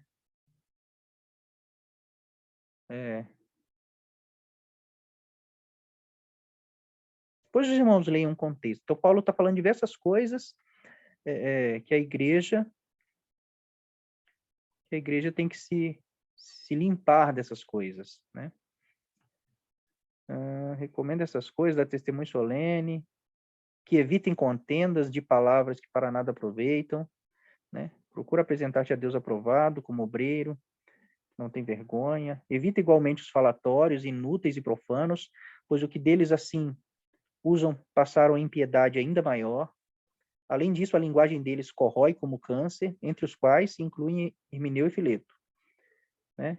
Então, quando Paulo fala assim, os que se purificam destas coisas, ele está falando daquelas coisas, tá, irmãos? Assim, pois, se alguém a si mesmo se purifica dessas coisas, desses erros, será vaso para a honra, santificado e útil ao seu possuidor, estando preparado para toda boa obra. Então, numa grande casa, irmãos,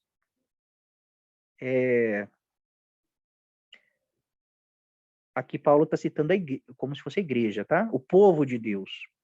Então, existem vasos para a honra, existem vasos para a desonra. Não está querendo dizer aqui, irmãos, que os vasos para desonra vão para o inferno, tá? Mas ele está falando aqui, ó, a quem a si mesmo se purificar dessas coisas, ele vai se tornar um vaso para a honra, santificado e útil para o seu possuidor, estando preparado para toda boa obra. Então, Paulo está dizendo, olha, quando nós nos purificarmos destas coisas, falatórios, intrigas, nós vamos nos tornar um vaso preparado para Deus colocar em nós coisas preciosas, para que nós possamos honrar a Deus, tá, irmãos? E pessoas que não se purificam dessas coisas se tornam vasos, continuam sendo vasos de desonra, vasos que tá cheio de nada, tá cheio de coisas inúteis, né? Um vaso que não é honrado, não tem coisas preciosas dentro dele. Então, quem se prepara, quem decide se você é um vaso de honra, um vaso de desonra, ou Paulo vai instalar um vaso de ira preparado para a perdição? É você. Depende de se você atende o chamado ou não. Você tem livre-arbítrio. Você escolhe. Mesmo um eleito, ele pode não atender o chamado. Por isso Jesus fala, ao que vencer, de maneira nenhuma riscarei o nome no livro da vida. Se não tivesse a possibilidade de riscar, Jesus não precisava falar isso, né? Então, vamos continuar o texto lá de Romanos. Então, é o mesmo Paulo, tá, irmãos? O mesmo Paulo que falou que tem vasos para honra e vasos para desonra. Não tem o oleiro direito sobre a massa para do mesmo barro fazer um vaso para honra e um vaso para desonra? Ou seja, lembra o contexto, povo de Israel. Alguns foram eleitos, outros não. Deus está falando assim, olha, eu escolho, né? Paulo está falando, Deus tem, ele que fez, ele que nos fez, então ele pode fazer o que ele quiser, né? E existem vasos para honra e vasos para desonra. Aí ele fala aqui, ó, que diremos, pois, se Deus, querendo mostrar a sua ira e dar a conhecer o seu poder, suportou com muita longanimidade os vasos de ira, preparados para a perdição, a fim de que também desse a conhecer as riquezas da sua glória em vasos de misericórdia, que para a glória preparou de antemão, o qual somos nós, a quem também chamou não só dentre os judeus, mas também dentre os gentios. Assim como também diz em Oséias, chamarei povo meu ao que não era meu povo, e amada que não era amada. E no lugar em que se lhes disse, vós sois meu povo, ali mesmo serão chamados filhos do Deus vivo. Mas, relativamente a Israel, dele clama Isaías, ainda que o número dos filhos de Israel seja como a areia do mar, o remanescente é que será salvo. Porque o Senhor cumprirá a sua palavra sobre a terra, cabalmente e em breve. Como Isaías já disse, se o Senhor dos Exércitos não nos tivesse deixado descendências, ter-nos-íamos tornado como Sodoma e semelhante a Gomorra. Que diremos, pois, que os gentios que não buscavam justificação vieram alcançá-la, todavia que decorre da fé. Israel, que buscava a lei da justiça, não chegou a atingir essa lei. Por quê? Porque não decorreu da fé, e sim como que das obras. tropeçaram na pedra de tropeço, né, que é Jesus. Como está escrito, eis que ponho em Sião uma pedra de tropeço e rocha de escândalo, e aquele que nela crer não será confundido. Então, é um contexto bem grande aqui, né? Aqui está falando, né, das duas casas de Israel, que o irmão Bruno vai fazer o estudo. Então, Deus, qual que é o contexto aqui? Deus, ele pode fazer, numa nação, ele pode escolher alguns, né? Ele pode capacitar alguns para obedecer, esses vão obedecer, alguns podem não obedecer, não se tornar vasos de honra, outros podem praticar tanta maldade que eles vão se tornar vasos de ira preparados para a perdição, tá, irmãos? Mas é quem que se prepara? Esses vasos de iras foram preparados para a perdição. Nós lemos lá em 2 Timóteo. É nós nos purificando, nós nos tornamos um vaso de honra preparado para que o nosso possuidor possa nos usar, possa colocar coisas preciosas, tá? Então, qual que é o contexto? Israel, eles não entendem por que eles todos não estão entendendo o que está sendo dito. Por que todos não estão entrando na aliança do Messias? Por que todos não estão crendo em Cristo? Né? Então, Paulo está dizendo, Deus, ele trabalhou com Israel um tempo, e nem todos eram eleitos, né? Mas agora Deus vai trabalhar com todas as nações, como ele prometeu, né? Em ti, na tua descendência, serão benditas todas as famílias da terra. Então, Deus começou agora a trazer os verdadeiros israelitas de todas as nações, o corpo do Cristo. Então, o que Israel buscava não era por fé, eles faziam as obras da lei para ser um povo eleito. Mas eles não criam em Deus, eles não criam no Messias de verdade. Eles não entendiam todos os textos. Eles eram como os calvinistas e os arminianos. Eles liam os textos onde fala que o Messias viria, seria um rei, estabeleceria um reino, mas eles não explicavam. E os outros textos que fala que ele vai morrer? Daniel fala lá em Daniel 9, nas 70 semanas, que o Messias viria e depois ele seria morto. Como explicar esse texto? Esse texto eu não quero, porque o meu Messias é um rei. Ele vai vir estabelecer o reino, né? Ele vai vir libertar Roma. Então, eu não quero esse Messias. Então, eles não conseguiam explicar.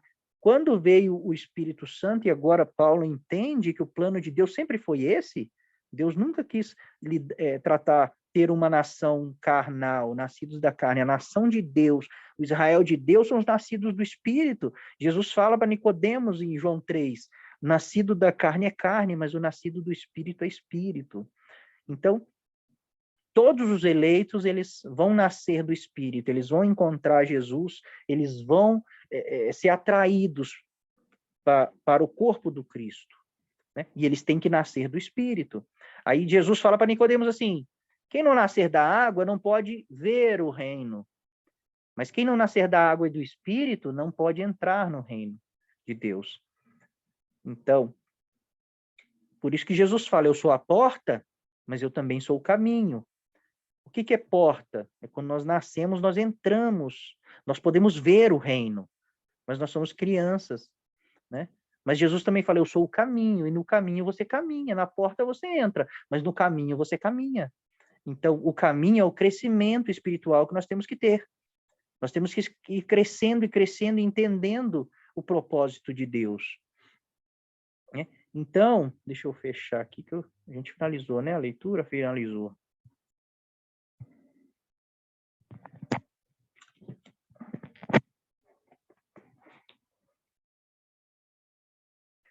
Então, qual que é o resumo de Romanos 9, irmãos? Paulo está falando em Romanos 8 de predestinação. Aí ele começa Romanos 9 e fala assim, nem todos de Israel são de fato israelitas. Nem todos de Israel são predestinados ao Cristo. O verdadeiro Israel não é os nascidos da carne de Abraão, é os filhos da fé, os nascidos da promessa que foi feita a Abraão. Vai vir uma descendência de você, que através dela eu vou abençoar todas as famílias da terra. E Paulo fala lá em Gálatas 3 que é Cristo, né? Então, Paulo começa a falar, ele acabou de dizer, né? Não são os nascidos da carne que são herdeiros das promessas, mas os nascidos do Espírito. Aí ele cita Jacó e Esaú. Ele fala assim, porque a promessa é essa, Isaac, Deus falou, por esse tempo virei, Sara terá um filho, Isaac, um nascido do Espírito. Aí ele fala assim, não só ela, mas também Rebeca, teve Jacó, nascido do Espírito. Mas ele fala assim, e Jacó foi eleito no ventre, né? E Deus fez uma promessa para Sara, tem 2 nações no teu ventre. E a nação que vai sair do maior vai servir a nação que vai sair do menor, que é Israel, né? E Deus fala assim, o cumprimento disso está lá em Malaquias. Deus amou Israel. Deus cuidou de Israel, fez uma aliança com Israel. Mas Jacó aborreceu o Senhor e Deus destruiu o Edom, aliás, Esaú, né? O povo que saiu de Esaú é os edomitas, Edom, que o nome de Esaú também é Edom. Então Paulo está discorrendo essa ideia. Aí Deus fala assim, isso é injusto? Deus destruir essas pessoas porque elas são más? Não. Deus disse para Moisés, eu vou subir no meio de vocês, mas esse povo é muito ruim, esse povo é muito mau. Então eu vou ter misericórdia de quem eu quiser, não vou ter misericórdia de todos, porque eu sou justo, eu tenho que executar o meu juízo. Então Deus consome muitos de Israel também. Então Paulo está falando, Deus é justo, desde o princípio ele já age assim, né? E depois Paulo fala, olha o que Deus fez lá com Faraó. Deus podia ter vindo e destruído e levado o seu povo. Deus é todo poderoso. Mas o que Deus quis fazer? Vou mostrar meu poder, mas vou mostrar junto a minha misericórdia. E ele fala, Faraó, eu te mantive vivo até agora para mostrar o meu poder a todas as nações, porque o meu nome seja anunciado, né? E Deus tenta tirar o povo ali com o mínimo de dano. Então, qual é o nome? Que Deus está sendo proclamado entre as nações? Um Deus que é poderoso, mas que é misericordioso. Ele tem misericórdia, ele é amoroso, ele é longânimo, né? E Paulo vai discorrendo o assunto, né? E ele fala assim, se Deus, né, Deus pode fazer vasos de Deus, o oleiro da mesma massa faz um vaso para honra e um vaso para desonra. Deus pode escolher de uma nação alguns e outros não. E como você vai discutir com Deus? Você conhece os propósitos de Deus? Você estava no conselho de Deus quando ele estabeleceu o seu propósito eterno? Ele fala lá em Efésios 3,16, Deus tem um propósito eterno de redenção. E ele vai cumprir, a sua palavra vai cumprir. Né? Então, esse é o contexto, irmãos. O que Israel buscava, serem eleitos por causa da lei, não é pela fé. Todos que tinham fé na antiga aliança, né, eles eram eleitos, eles receberam fé, eles receberam o Espírito. Pode perceber que os profetas tinham o Espírito de Deus, os reis que Deus elegia, eles tinham o Espírito de Deus. Tá, irmãos? Existem, num outro estudo que a gente faz de predestinação, fala dos 36 valentes de Davi, eles eram sobrenaturais, irmãos. Eles matavam exércitos, um homem matava um exército sozinho. Eles eram muito melhores que Davi. Eles eram muito mais poderosos que Davi. Por que Deus escolheu essas pessoas e deu essa capacidade para elas? Porque Davi, ele foi levantado para vencer todos os inimigos de Israel. Então ele precisava de um exército poderoso. E Deus dá 36 comandantes para ele, que são espirituais, que são sobrenaturais, que eles se movem no poder de Deus. Porque a palavra de Deus vai cumprir, o propósito de Deus vai cumprir na terra. Então, o contexto geral ali de Romanos não tem nada a ver que Deus amou Jacó no ventre, odiou Esaú no ventre, ali está tratando de nações. E quando Deus fala que eu odiei Esaú, já é no fim. Lá em Malaquias, que Deus fala, né, eu odiei Esaú e amei Jacó, eu odiei a nação que saiu de Esaú. E depois os irmãos têm que ler tudo que o povo edomita fez. Eles eram maus, tá? Deus não odiou eles à toa. Então, os irmãos percebem que entender do que Paulo está falando é difícil, porque ele fica citando textos e textos da Bíblia, e se nós não irmos lá na referência que ele citou, a gente não entende do que ele está falando. Não tem como entender, irmãos. Então, Paulo está falando, sim, que Jacó foi eleito segundo o propósito que Deus tinha. O propósito quanto à eleição. A eleição cumpre o propósito de Deus. E que de Jacó sairia uma nação. De Esaú sairia outra nação. E que Deus, o cumprimento disso, realmente veio às 2 nações, que foi prometido em Gênesis. Mas aí Paulo fala assim, como está escrito, amei Jacó e aborreci Esaú, odiei Esaú. Mas isso está escrito lá em Malaquias, irmãos. Jacó e Esaú já tinham morrido. já tinham passado gerações. Deus está falando das nações que saíram daqueles gêmeos. Os irmãos percebem que não tem nada a ver com... Depois os irmãos assistam os calvinistas falando sobre Romanos 9.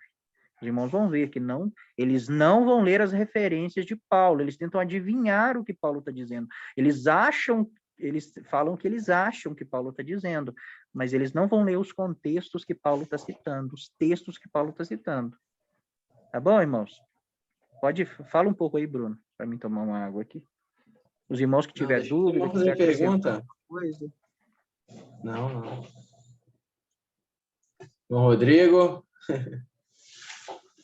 Irmão, acrescenta para a gente aí. Eu tô sem palavras. Nossa, glória a Deus, viu? Que, como diz Paulo, que profundidade da sabedoria. Quão insondáveis são os teus mistérios. Sim. Nossa, não é assim mesmo que ele fala? Sim. Maravilhoso, irmão. Algumas coisas eu sabia de Romanos 9, mas muita coisa que o irmão falou, e meu Deus, minha cabeça aqui tá explodindo. O irmão conhecia da forma que eu disse, né? Nossa, glória a Deus. Tô contente demais. Nossa.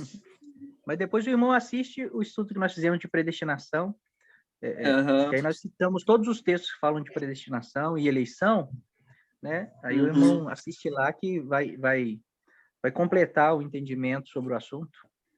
Sim. Quando a gente passar as duas casas de Israel também, a gente vai ver como que é bonito, irmão. Desde Gênesis, Deus está mostrando qual que é o plano que ele tem para a humanidade. E quando Paulo, que entendia toda essa profundidade, ele vai falar, ele vai ligar as duas casas. É lindo demais, irmão. Glória a Deus. Glória a Deus. Na verdade, ali Romanos 9, Romanos 11, quem não conhece as duas casas de Israel fica perdido ali, não entende nada. Né? Então, depois que os irmãos entenderem as duas casas de Israel, é um dos fundamentos da Bíblia. A gente chama de duas casas de Israel, mas é um fundamento tão lindo. O propósito de Deus foi estabelecido desde o princípio. Deus a sabedoria de Deus, né? Os planos de Deus, eles não mudam. Deus é imutável. Deus ele tem um plano e ele está fazendo o seu plano ser cumprido através dos seus eleitos. Isso que a gente tem que entender. Nós somos o Cristo, não tem como não entender. Não tem como servir a Deus sem entender isso. Jesus é o primeiro de muitos irmãos. Ele é o cabeça, nós somos o corpo. Se nós somos o corpo do Cristo, nós somos o Cristo. Jesus veio para revelar Deus, revelar a glória de Deus, né? Filipe fala assim, mostra-nos o Pai, que basta. E Jesus fala assim, Filipe, eu estou tanto tempo com vocês, vocês não me reconhecem. Quem vê a mim, vê o Pai. E a Bíblia diz que nós somos chamados para ser igual a Jesus. Nós temos que revelar Deus para as pessoas, irmãos. Nós temos que ser o Cristo, ser a luz, ser o sal.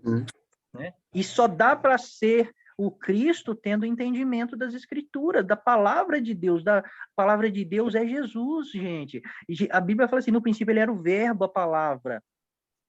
E a palavra estava com Deus, e a palavra era Deus. Não tem como ficar pregando o evangelho sem se tornar o Cristo, sem amadurecer, sem chegar à plenitude de Cristo. Não tem como, irmãos. E Paulo fala assim que com todos os santos nós podemos entender a altura, a largura e a profundidade e chegar à plenitude de Cristo. É com todos os santos. Nós temos que nos expor à comunhão de todos os irmãos, porque para cada um foi dada uma parte da revelação, tá, irmãos? Então, quando Jesus ele se revela para 7 igrejas, né? Para cada igreja ele se revela de um jeito. Ele fala assim: eu sou aquele que tem os olhos como chama de fogo. Aí para outra igreja ele fala assim: eu sou o que anda no meio dos castiçais. Para outra igreja ele fala: eu sou aquele que tem as 7 estrelas na mão. Os irmãos entendem? Então tem coisa que Deus ele vai revelar para o Bruno que não vai revelar para nós. E nós vamos ter que aprender do Bruno. Isso é edificação. Todos os dons foram dados para nós sermos edificados como um corpo, para chegarmos à plenitude de Cristo.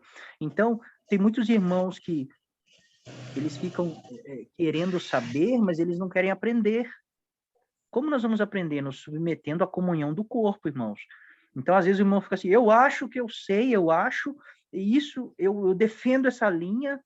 Irmão, vamos nos submeter ao Espírito de Cristo, ao corpo de Cristo. Irmão, o que Deus te revelou? Né? Pode ser que o irmão vai falar asneiras, mas você, né? Aí você deixa de lado. Uma hora o Espírito Santo vai te guiar à verdade. E no nosso meio se tem esse problema. Muita pessoa está querendo saber, mas ninguém quer aprender, né? Eu gosto, irmãos, eu aprendi isso, eu gosto de me submeter a todos os irmãos. Tudo que Deus mostrou para os irmãos, eu quero ouvir. Está na Bíblia? Eu creio, eu guardo. Não está na Bíblia? Irmão, Deus te abençoe. Né? Uma criança na fé ainda. Tem que buscar o crescimento, o amadurecimento. Né? Nós não temos que falar o que nós achamos, nós temos que falar o que Deus nos revela, a verdade. Não o que Deus revela de visão, essas coisas, tá, irmão? O que Deus revela dentro da palavra, que é Cristo, é Jesus. Ele é a palavra, ele é o verbo de Deus. Se irmãos tiver alguma pergunta aí, algum acréscimo, irmãos, pode falar, que eu já cansei de falar. Com certeza, né? Mas o irmão estudou teologia? Não, irmão. Não? Eu aprendi com os irmãos. Eu me submeti ao corpo. Então, com cada irmão, a gente aprende uma parte, né? Uhum. Quer dizer que você tem que guardar tudo? Não, você tem que guardar o que é bom. Deixa lá num cantinho do coração. Bacana. O Espírito Santo vai revelar. Aí o Espírito revela, irmão. Às vezes eu leio um texto que eu não entendo, e às vezes eu estou no trabalho, tomando banho, e o Espírito Santo, ele me dá um entendimento, e eu fico até emocionado, e eu volto lá para ler o texto, e realmente faz todo sentido. Até ligar textos, ele liga. Eu falo assim, aquilo que você leu lá em Daniel, é aquela mesma coisa que está escrito lá em João, é um complemento. Lê os dois que você vai entender. E a gente entende, irmão. E muita coisa eu aprendi com os irmãos, né? Tudo que nós estamos passando é muitos anos de muitos irmãos estudando, se consagrando, né?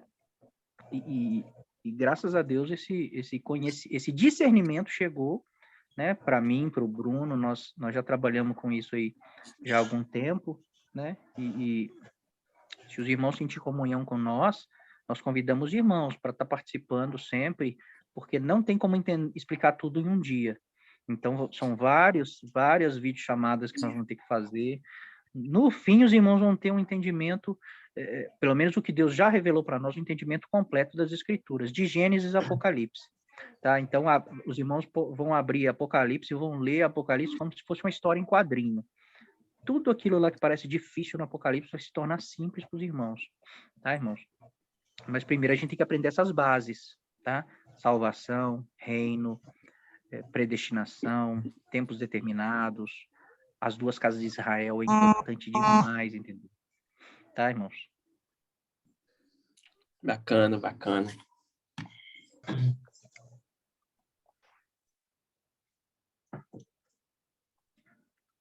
Bruna, tem alguma dúvida, Bruna? Tem que clicar no microfone para falar, tá? Se estiver falando, a Joyce, Margarete.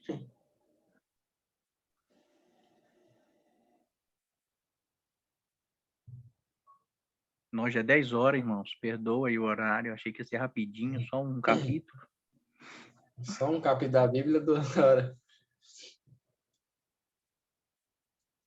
Acho que se tiver todo mundo em paz, João, pode encerrar já. Vamos encerrar então. Se os irmãos lembrar de alguma dúvida, os irmãos podem pôr lá no grupo do WhatsApp. Aí quando a gente tiver um tempo a gente responde para os irmãos. Tá bom, irmãos? Deus abençoe todo mundo, viu? Abençoe, irmão. Deus perdoa o horário. Não, nossa, é uma profundidade, né? Assim, que a gente vai ouvindo e muito profundo. Nossa, eu estou amando, assim, aprender com os irmãos. Deus que abençoe. Deus abençoe. Amém. Amém.